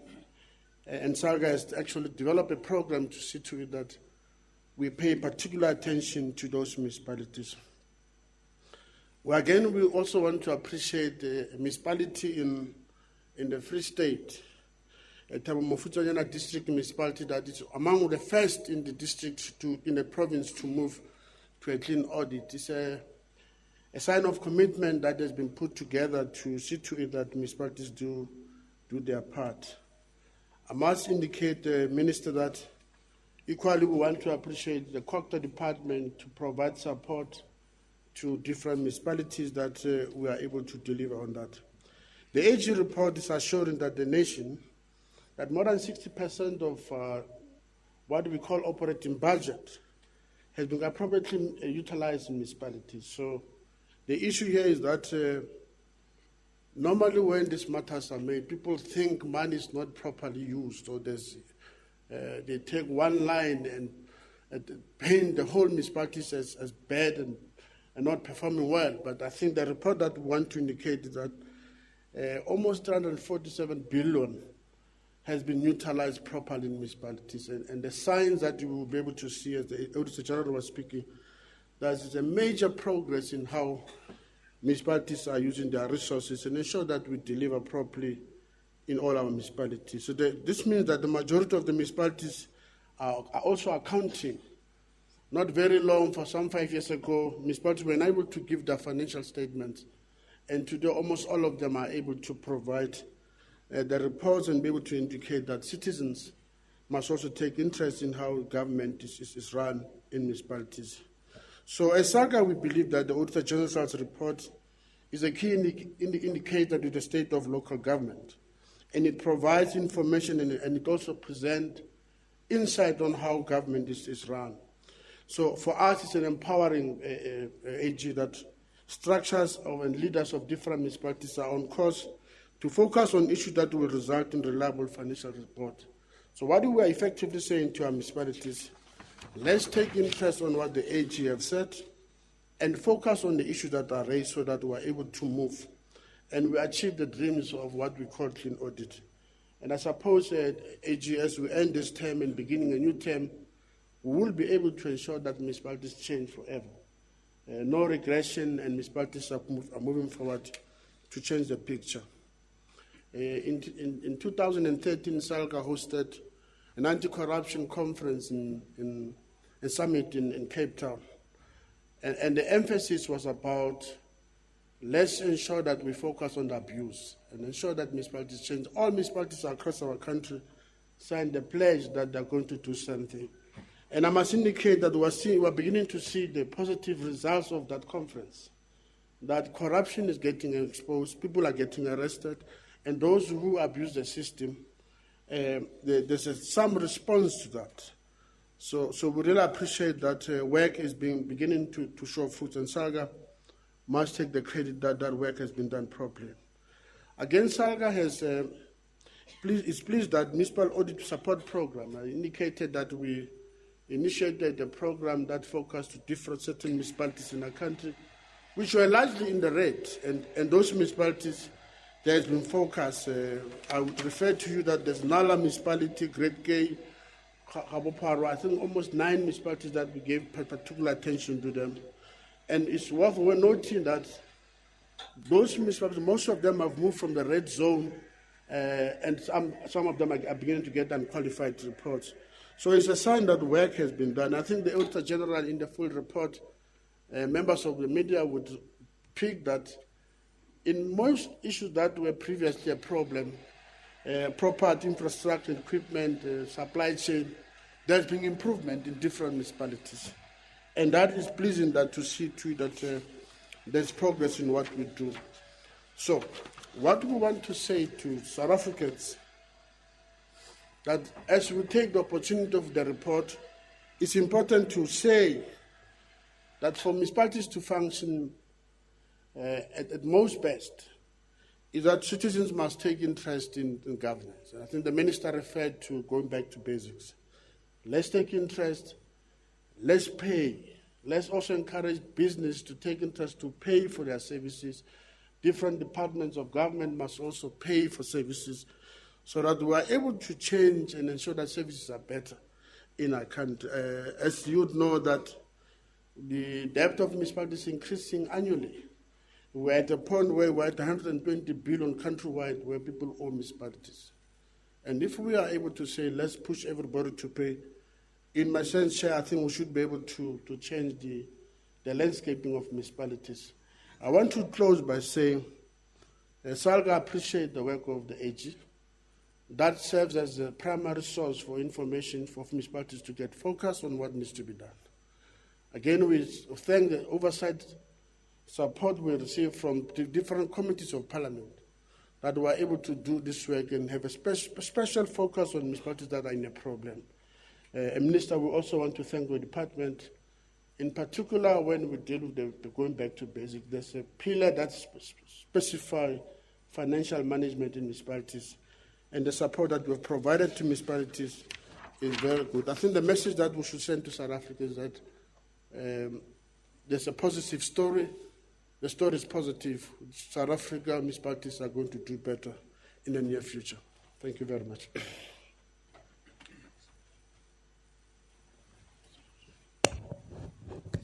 Colleagues, now it's your time. We'll take your questions. A set of 4 questions.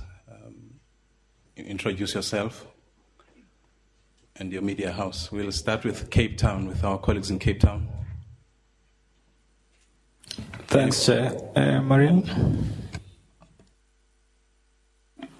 Good afternoon, Marianne Merton, Daily Maverick. Auditor General, this year, like last year, and like your colleague predecessor before you, the theme that emerges, leadership, political leadership, and consequences for actions, those are still problematic in many, many municipalities. Is there not a level of frustration from your side, from the Auditor General's office, that several years of similar findings being made, this still hasn't been addressed? And what would be your recommendation, your plea to the politicians, particularly the new ones coming in after the August 3 local government elections? And to the Minister of Kochta, I have absolutely no idea what it means that back to basics will identify, quote, low-hanging fruit interventions. Would the Minister please be able to clarify? Thank you. Craig? Good morning, Craig Dodds from Independent Newspapers.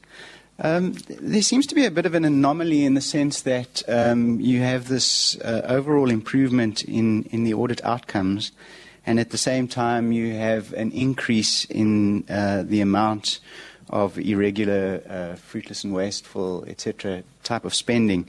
Does that suggest that while the municipalities are getting better at accounting for their expenditure, they're not necessarily getting better at spending it appropriately? Could you comment on that? Thanks. Paul?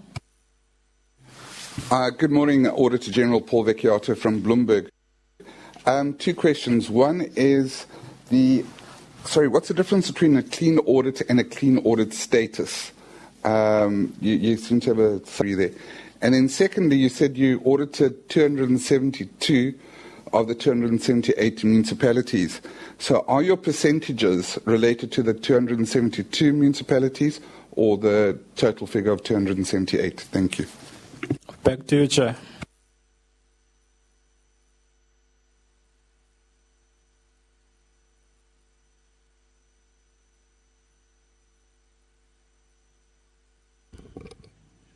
Pretoria? Just to deal firstly with the issue that Marianne raised, thank you once more for those questions.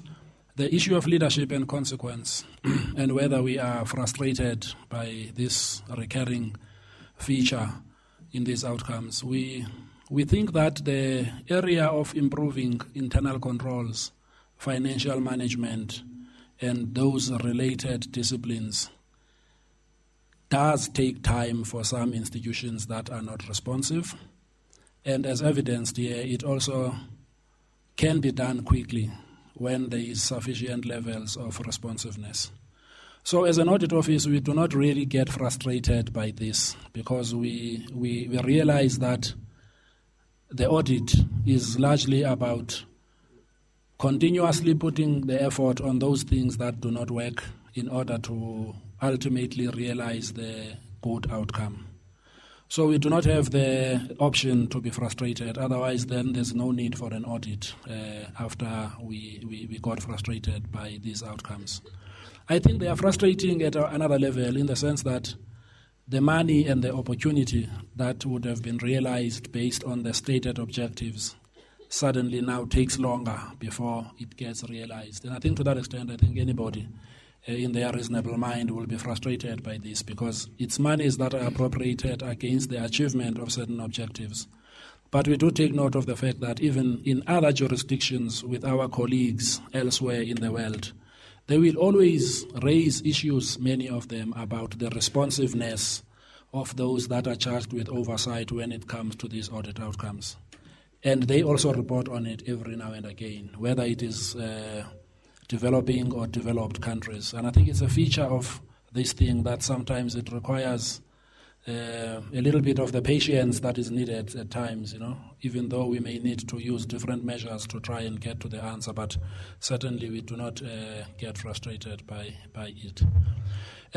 As far as what the leadership upcoming must do, we think that as evidenced in our analysis of those that have improved now, many of these 5 years ago and even longer of these municipalities that are now looking shiny, many of them were looking bad 5 years ago, regardless of province. Many of them were looking bad. I'm sure when Terence reported some years ago and he was sitting in a forum like this and said, we only have 5% clean audits. That was 5 years ago. Everybody took notice because suddenly the penny dropped and everybody understood that without taking ownership of these audit outcomes and responding to the counsel that comes from the office, you're probably going to end up with the same audit outcome anyway. So the only advice I guess that we can give is to say, demonstrate the commitment that leadership makes by implementing in action the things that they said they will do. And for us, that is the one advice we can give to that upcoming leadership, because it's no use having all the poetry about your intentions, and when it comes to testing what the outcome of that poetry, we are still at poetry level. That's the crux of it for us. And hence the matter of consequences, because the reality is that if the standard of performance has been assessed by an independent office to be at a level lower than it should be, if there is no real performance in the system, performance management in the system, the chances are that if there's nobody taking action to fix that situation, it will remain so. Because what is the incentive for somebody to perform at a higher level when they know there is going to be no consequence regardless of any performance they deliver?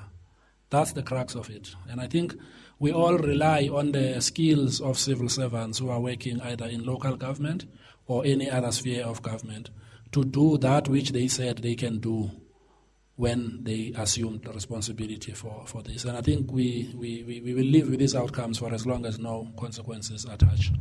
Regarding the issue of the increase in irregular expenditure and also seeing the improvement in accounting, I'd like to say to the point that Craig raised, that one of the issues we need to clean out of this report is that if somebody gives you 1,000 rands to go spend, and that's your total budget for the year, and you've got nothing else to worry about except to spend that 1,000 rand.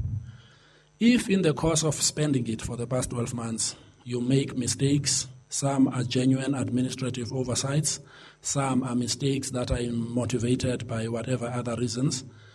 The bottom line is that at the end of that 12 months, when the audit function comes, it will pick up those errors for as long as they are significant. And it will highlight these errors to the person responsible for managing the books in that institution. And it will say to that person, you made an error here, please fix. If the person is happy about recognizing the error that they made, they will fix it. So once they've fixed that error, then the auditors are happy. And then it becomes unqualified. But if towards committing that error, you also took shortcuts, among others, those shortcuts are the likes of, I'm not going to call for a tender for this particular service I need. I'm just going to go get it from whoever I know. There's no way you are going to change that circumstance after the event because it's already happened. That's where the issue of compliance comes in. So you will end up, because the auditors are vigilant, they will not let you report wrong numbers because you're going to mislead the public. Now, once you've corrected them, then you become unqualified, which means on the accounting disciplines, there's also a level of support that comes from the audit process, which can get you over the hill. But there's nothing the audit can do to reverse the fact that you did not procure goods and services in a transparent manner. Hence, you are starting to see even those that are achieving good audit outcomes still have some levels of irregular expenditure. It is possible for many of them that the level of irregular expenditure is not so significant as to cause you to achieve a negative audit opinion. It is highlighted as a major weakness in your internal control that is likely to trip you should you not correct those controls in time. That's the extent of the link between what the accounting outcome versus the compliance findings when it comes to the area of irregular expenditure. As far as the point Paul raises regarding the percentage, as we say, we analyzed 272 out of 278, which means there are 6. So the 6 that is also outstanding has got a 0, something percent to it, which means the base is 278. If I'm clear on that one, Paul. So the base is 278 for the fact that the other 6 have also got a percentage attached to them. So which means that we are reporting on the 276 we've analyzed. We are also allocating a point to the ones that have not been submitted. Let me talk about the outstanding ones briefly. Those 6 that we have not reported on are the ones that we told them that if you don't give us all of the information by the 31st of January, we're going to leave you behind. So some of them had already submitted financial statements, but we said we are cutting off at the end of January for purposes of this analysis. So it's not that they have held back the information. They did submit the information, but there were challenges that we were not prepared to wait for in order for us to report timeously on these outcomes.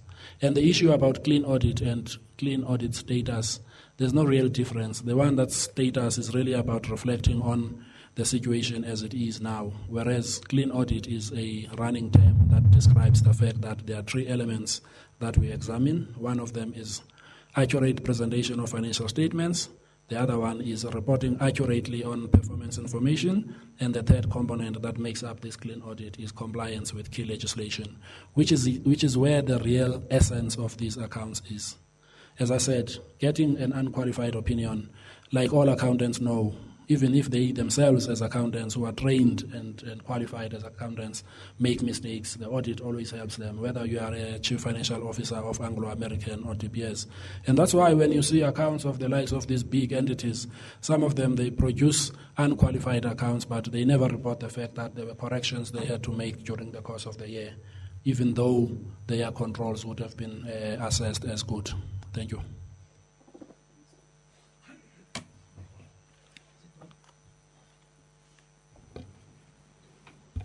All right, thank you very much for questions posed from Cape Town. It's important to note that we are approaching this particular report as part of the work that is continuing. We are not approaching it as an isolated activity from the broader work that we have been engaged in. I think that is very, very important. So as we don't create an impression that just because of this report, we will start doing something. We have been working very hard to make sure that there are some achievements, in our local government sector. And as part of our work, allow me to indicate as I respond to the question on the consequence management, because I think it's very, very important. We are preoccupied with ensuring that there are repercussions for identified wrongdoings. We can't allow a situation whereby, as part of our consequence management system, identified weaknesses, people don't pay the price for such. People must obviously take responsibility, for their actions. And I'm happy to indicate that, which of course is a bit unfortunate because this is something that we can't tolerate in our system, and we expect our people, of course, not to fall into this particular area. As part of our back to basic pillar on good governance, currently I can report that there are not less than 2,665 disciplinary matters that are being attended to. And I must indicate these cases include dismissal cases that we have captured, and of course some of the staff who resigned prior to the finalization of the disciplinary proceedings. And I must indicate also to ensure that people don't escape our consequence management system. We have created a database which also serves as a central repository of information pertaining to disciplinary proceedings. And this database enables us, to blacklist staff members who have been dismissed for misconduct. Now, this serves as a guidance to municipalities when maybe they want to conduct some appointment about who are these individuals. So it's a very, very helpful tool, and it's really ensuring that there are repercussions for wrongdoings. And secondly, low-hanging fruits. There are so many that we can think of as part of the work that we are doing now. Coming to mind very quickly is assistance to municipalities to develop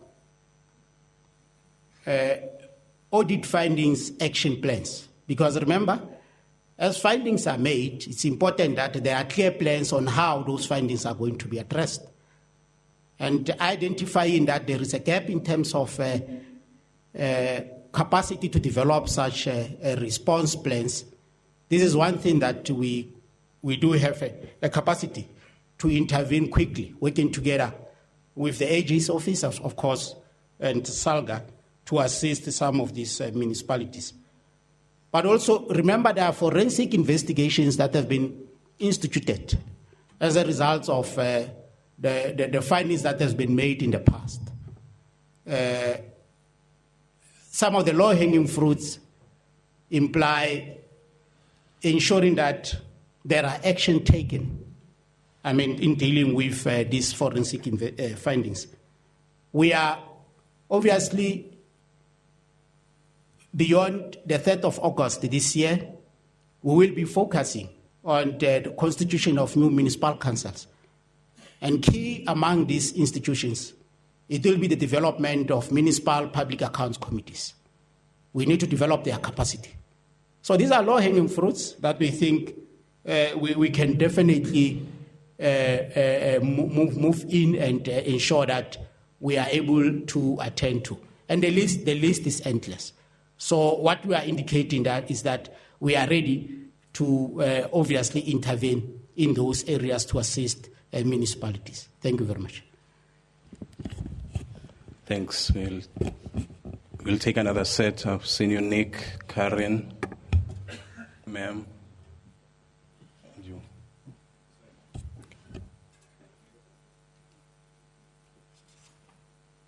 I'm Karen Morn from ENCA. My question is both to the AG and Minister Van Rooyen. While you've shown a marked increase in the kind of monitoring of the financial situation of municipalities, you also refer to the fact that 92% of South African municipalities have concerning finances.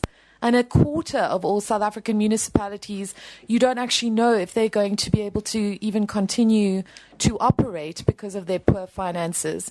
To the Minister, I mean, as someone who experienced the kind of rage of service delivery protests in Kutsong, your own house was burned to the ground.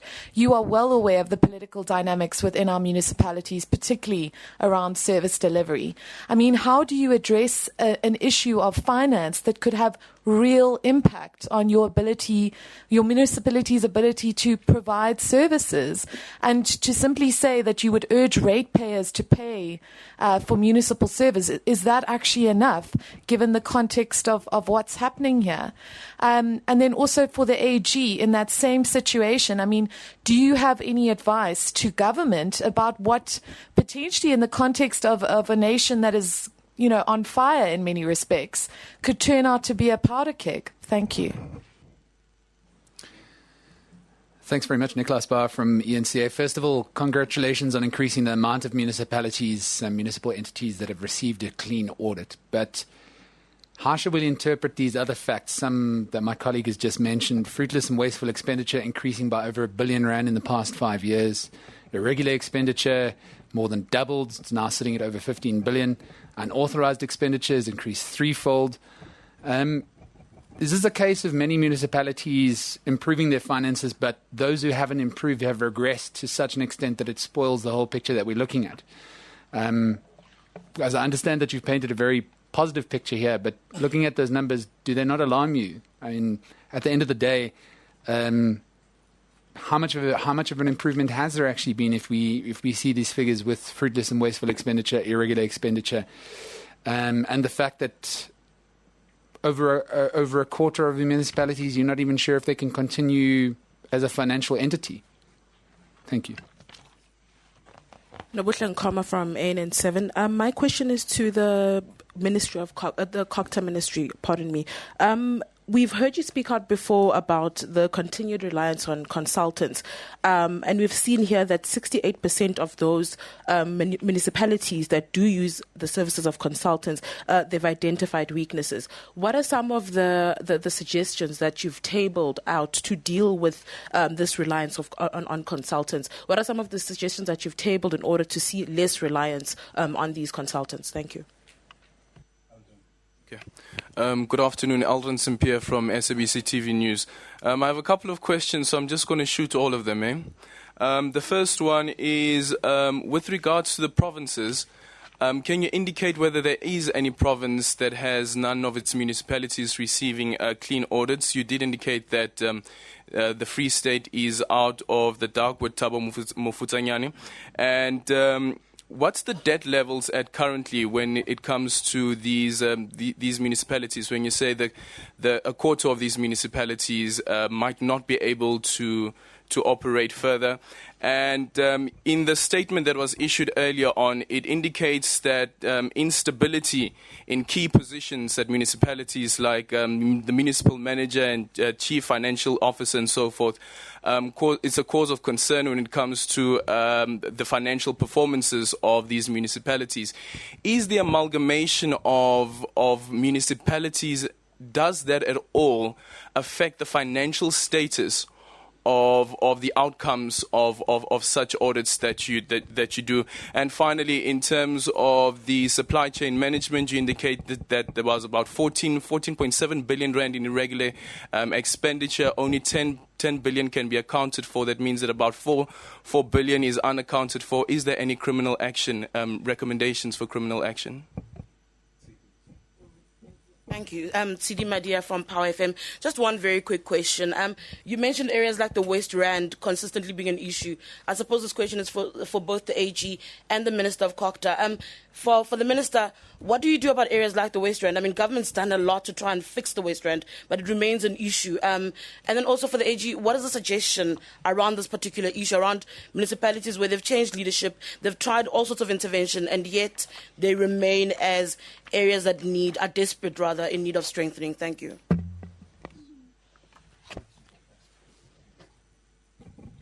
You want me to go first? I hope that doing you are not overshadowing the AG. This is the AG's platform. But thank you very much. Once more, let me thank you for questions posed. Let me just indicate that I think that we shouldn't create an impression that there's no acknowledgement on some of the teething challenges that are facing municipalities around issues of financial management and governance system. We acknowledge, and that is very, very apparent in the report, and also in my response to the report, I've indicated that we are concerned about those areas. And what we'll be doing, or what we will intensify doing, because we have been doing a lot of work to assist some of the municipalities. Through our back to basic system, I think so far it's well publicized program. We have identified the pillars that is going to guide our intervention. But at the center of that, something that must be appreciated is the fact that our approach is a collaborative approach. We will be working with all role players to make sure that we attend to some of these specific issues. On issues of financial management, as an example, I mean, the intervention, the collaborative intervention working with National Treasury by introducing a financial management grant is a commitment on the government side to make sure that we assist municipalities to develop capacity on issues of financial management. The list is endless on some of these interventions that we are coming up with. And I think we are the first one to acknowledge that addressing challenges facing municipalities is not an easy task. And some of the problems, of course, are very perennial, that we are not hearing about this problem for the first time. But as earlier requested, it's crucial that we acknowledge that there is a steady progress that we are making. And once more, we are not where we want to be. But truly speaking, Akfanina is all. I mean, it's not like yesterday. Please, let's accept that. The issue of singling out ratepayers as the only role players is a bit unfortunate and very selective, because those who are following my response, I've made it very clear that inter alia, among other things, we will be looking at how to elevate issues of economic development in local space, because without a strong economic base, I mean, that's a given. We will continue to have challenges of revenue generation by individual municipalities. And equally important for us to emphasize is the need for ratepayers and citizens to play their part as patriots and pay services that are rendered by municipalities, because these services are not for free. Municipalities pay, to get these services provided. So it's very interesting to find out that this question is being posed so selectively. Well, as I've indicated, let's understand the AG's approach to issues of local government. The focus of the AG is not detailed on the status of service delivery. It's very, very detailed on aspects of financial management and governance. So if we want us to unpack service delivery, really we'll have to look at other mechanisms of doing that. And I think for now, we fully acknowledge that there are service deliveries in various municipalities, but the reality of the matter is that there's also improvement on how some of these municipalities are conducting their business. Just for example, without necessarily taking much of your time, let's look at how rating agencies just recently has articulated on performance of some of the municipalities. Is it not something that maybe should be coming out of you to say how do they get it right, how other municipalities can learn from those municipalities, more especially our metros? It's a clear indication that our local government system in South Africa is working. It's working, and it's quite encouraging to realize that rating agencies value our municipalities so high. Because you know what is the impact of that? It then implies issues of liquidity for those municipalities can be improved, but also municipalities all of a sudden are viewed as a destination for investment. So really, these are some of the things that we really need to take note of.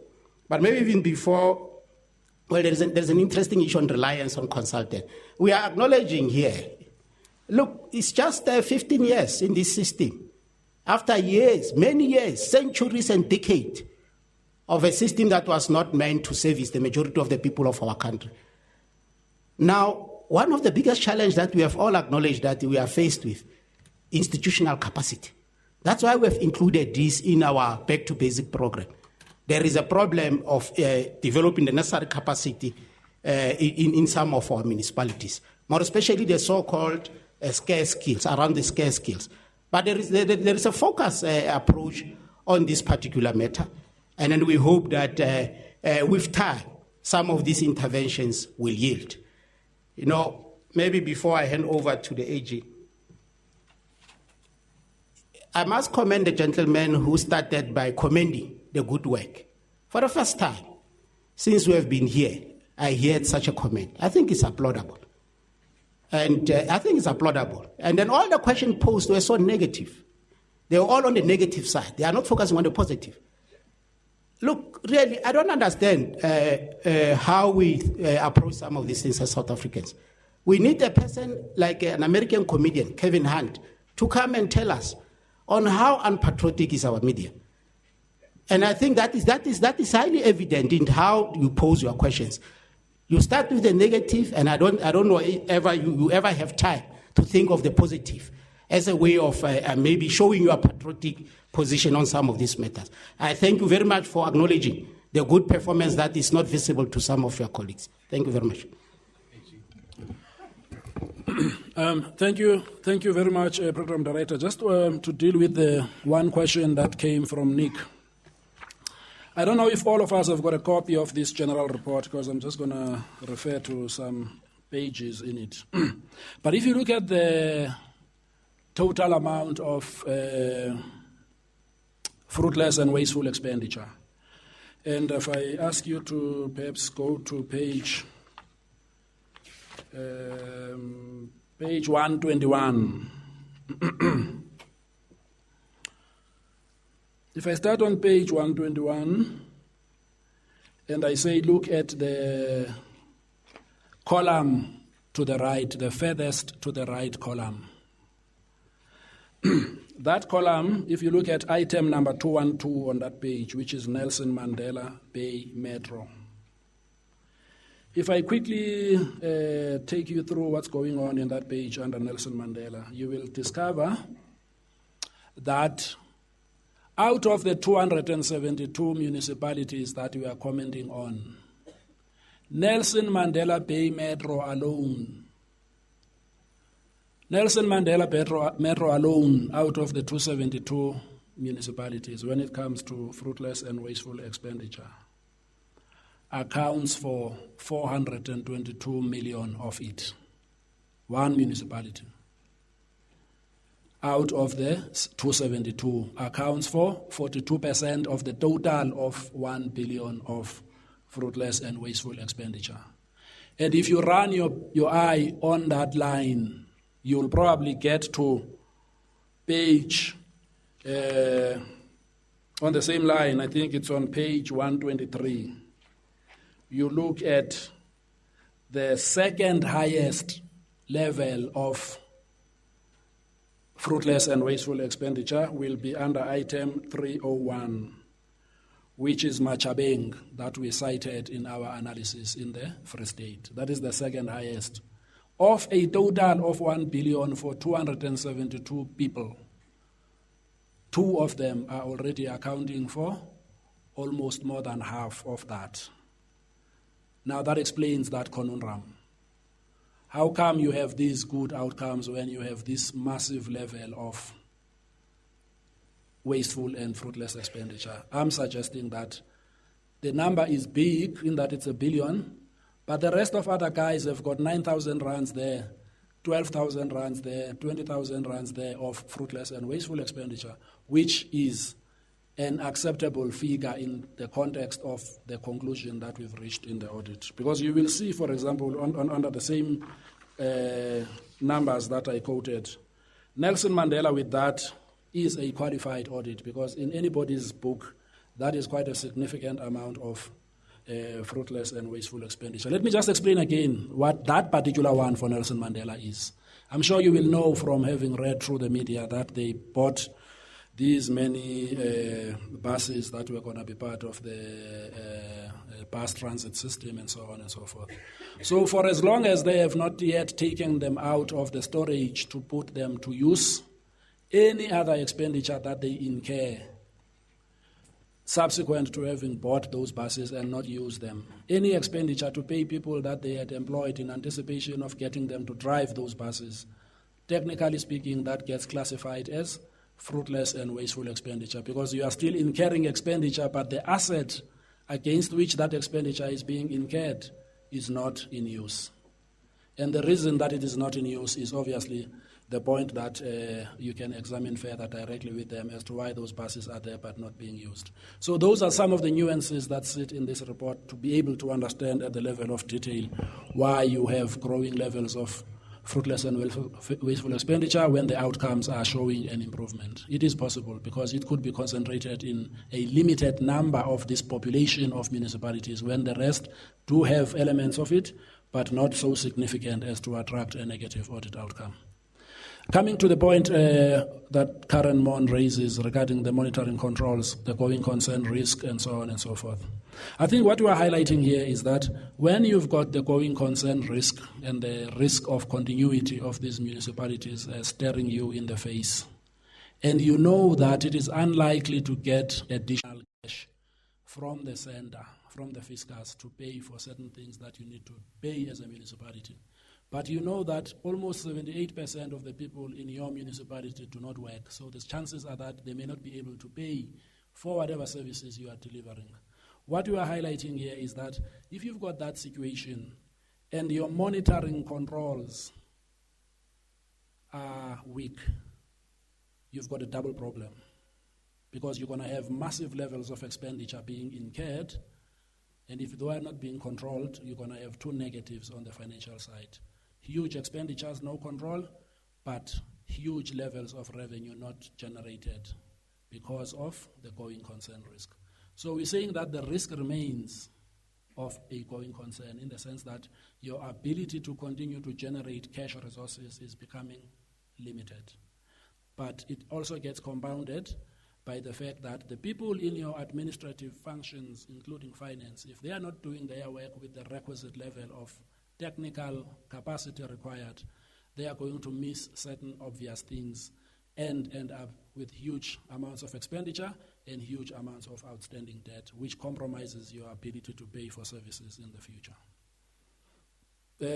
Regarding the West Rand municipality, I just want to flag the issue that in the West Rand region, we've also put the focus on the 2 troublesome areas there, and we've highlighted the municipality of Western Area and Randfontein, and I think the deputy chair of SALGA will be able to share some more detail, but for us, those are the 2 major areas that require this attention, and I'm sure Mponala will help us with further detail on this. Let me just fix the issue that came regarding the supply chain of 14.7 as well as the 10. What I'm saying here is that when you identify irregular expenditure, in terms of the MFMA, you are required to report on it as quantified based on the contracts. So what we are saying is that we've identified through our audits contracts that add up to 14.7 billion of irregular expenditure, which is what we are reporting. Now, what normally happens when we report on this irregular expenditure? All manner of analysis happens. Among those analyses are things like, this 14.7, would the suggestions be, we could have spent it on X number of schools, houses, hospitals, all sorts of things that potentially could be bought with 14.7 billion. By highlighting the 10 that I'm referring to, I'm not saying that the 10 is what was recovered and therefore the 4.7 is what some disciplinary action must be taken against. I'm saying we even took it a step further to say, of that 14.7 billion, 10 of it, we've satisfied ourselves that the stuff that was being bought, because remember the irregular expenditure triggers this idea that there was corruption, so you gave somebody money but got nothing. That's what I'm trying to clear with this 10 billion, because I could sense the question is assuming that we've given clearance to 10, but there's 4.7 outstanding. 10 is just the sample of the total 14.7 that we were able to test. Otherwise, if we wanted to test the full 14.7, we could have done it. But for purposes of the audit, we decided of this 14.7, let us be satisfied that even if it is regular, but let's be satisfied that we did get something for it. For example, if you are an accounting officer in a department and you've got R1 million to spend, if you didn't go through supply chain, the 1 million becomes irregular. But if, as an accountant, you are going to satisfy yourself, did that firm that was going to give you the accounting service come to give it? And if we see that there are reports that are issued by that firm and there are payments being made to it, if we are able to satisfy ourselves to the extent of 800,000 of that 1 million rands, that's what the 10.4 versus 10 is. So the point is not about what happens to those that represents the 4.7. The point is we are satisfied that this 14.7 in total is not all at risk if there was someone who was taking chances and paying without getting anything for the payment. That's the context of that 14.7 versus 10. And then the effect of amalgamation on outcomes. I'll speak about the historical part, and I'm sure someone else will deal with where we headed with this forward.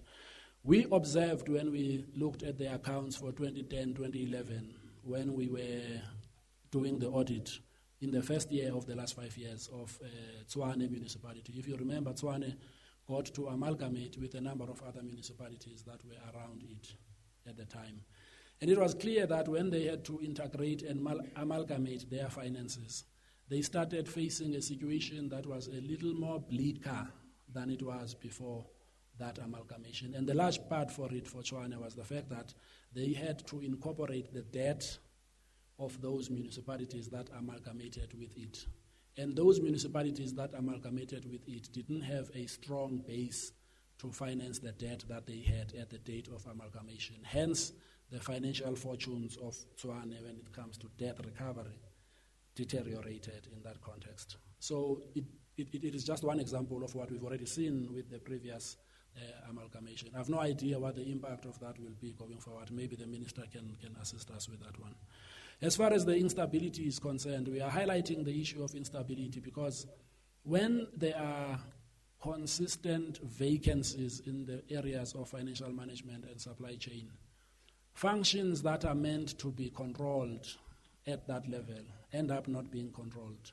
The likes of supply chain transactions get approved without the necessary checks.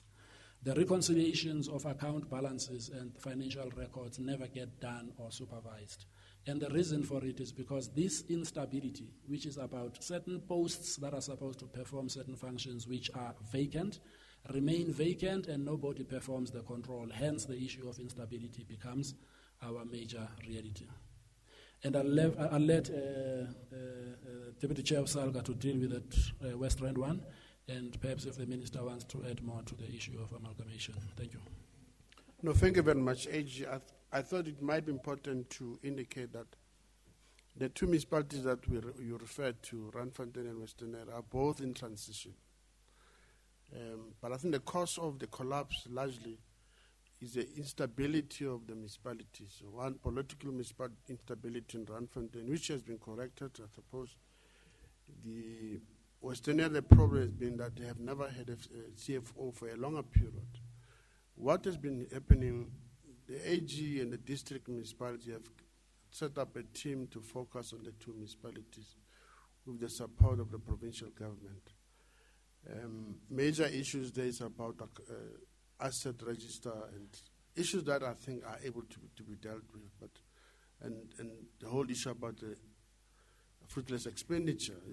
There's issues that we think there's progress, and if we've known that these issues will be raised, we would have brought a report of what is the progress. I do hope that in the next audit reports, the two municipalities will move away from the disclaimer or adverse to unqualified report, because there's much progress. So there's some focus on the two municipalities. I think the point that we really want to make is that if you see that, I think the point that the AG is making about how to manage poor two municipalities and what are the impacts financially, we are certain that with the support of COGTA and the provincial government, as they merge, you will not have the same experience of what Tswane have went through. And these two municipalities will be able to come out of the zone. If you are to ask me that, I think issues that are holding the two municipalities back are minor. If you can get the political stability right and deal with the appointment of the critical officials, i.e. the CFO in Western area, because they are going to merge, you need to have one of them. These two municipalities will move away from the red zone to a green zone. Okay. Let me quickly deal with the amalgamation issues. As you are all aware, guiding the amalgamation processes, or why in the first place there was a determination for amalgamation. Firstly, the issue of sustainability of municipalities was considered, but also quite critical, the issue of financial viability was also considered. So I'm saying this because it is important to know that at the center of this decision, one of the tenant principles is financial viability. So there's no intention to amalgamate, to perpetuate financial or maybe financial status that is not sustainable. Now, it's true, there are lessons that have been drawn from the amalgamation of Tswane. And as you are all aware, beyond the 3rd of August, there are municipalities that will be amalgamated, guided by the cited principles. Now, those lessons will be taken into consideration because there are 7 areas that we are looking at to make sure that transitional aspects are entertained. The first, of course, is issues of finances of the municipality that are brought together, HR-related issues, but also issues of a governance system. And I can tell that one of the key lessons that has been learned from Tswane is how do we align the tariff system of the municipalities that you are bringing together. And I'm dead sure that beyond the 3rd of August, we'll have a robust engagement with affected municipalities on this particular area. Well, as we are speaking now, municipalities, through the transitional committees that have been established, they are currently entertaining all transitional related issues like naming of the new municipalities, as well as agreeing on the administration of offices that can be used by that municipalities. So the result of the matter is that there are lessons that have been learned in Tswane, and also very, very key, AG, is the fact that how do we provide for this gap? Because usually there is a gap in terms of finances, but also there is a gap in terms of the debt level, of the municipalities that we are bringing together.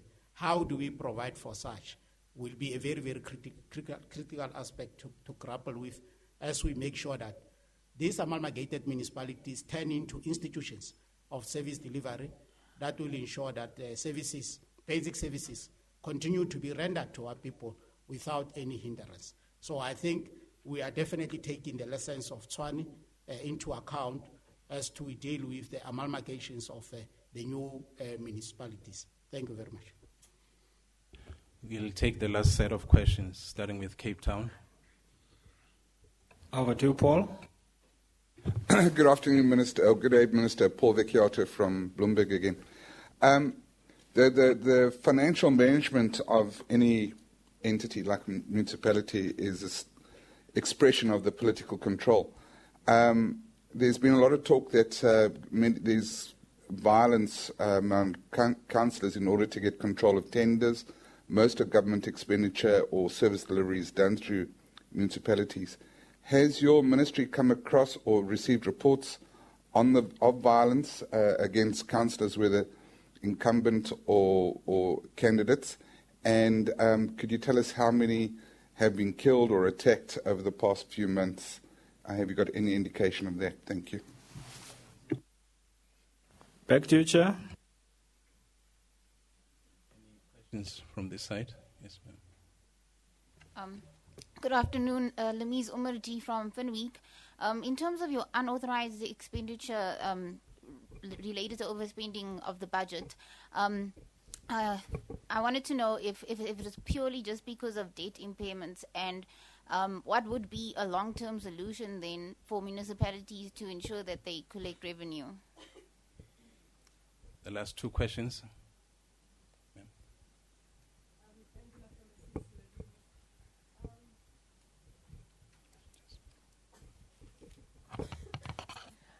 I'm sorry if this has been addressed already, but I wanted to ask the Auditor General if he has noticed any shifting of the budget towards security for councillors with all these service delivery protests happening.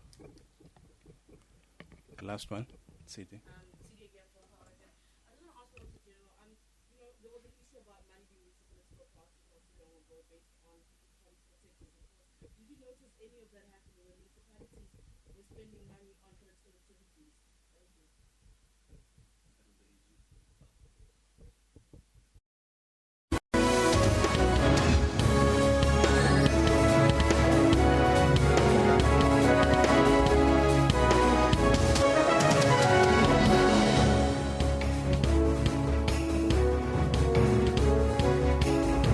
Good afternoon, you're with the news at 1. Coming up in your headlines, the number of municipalities with clean audits has increased, but irregular expenditure has doubled. This is among the findings of the Auditor General's audit report that was released a short while ago.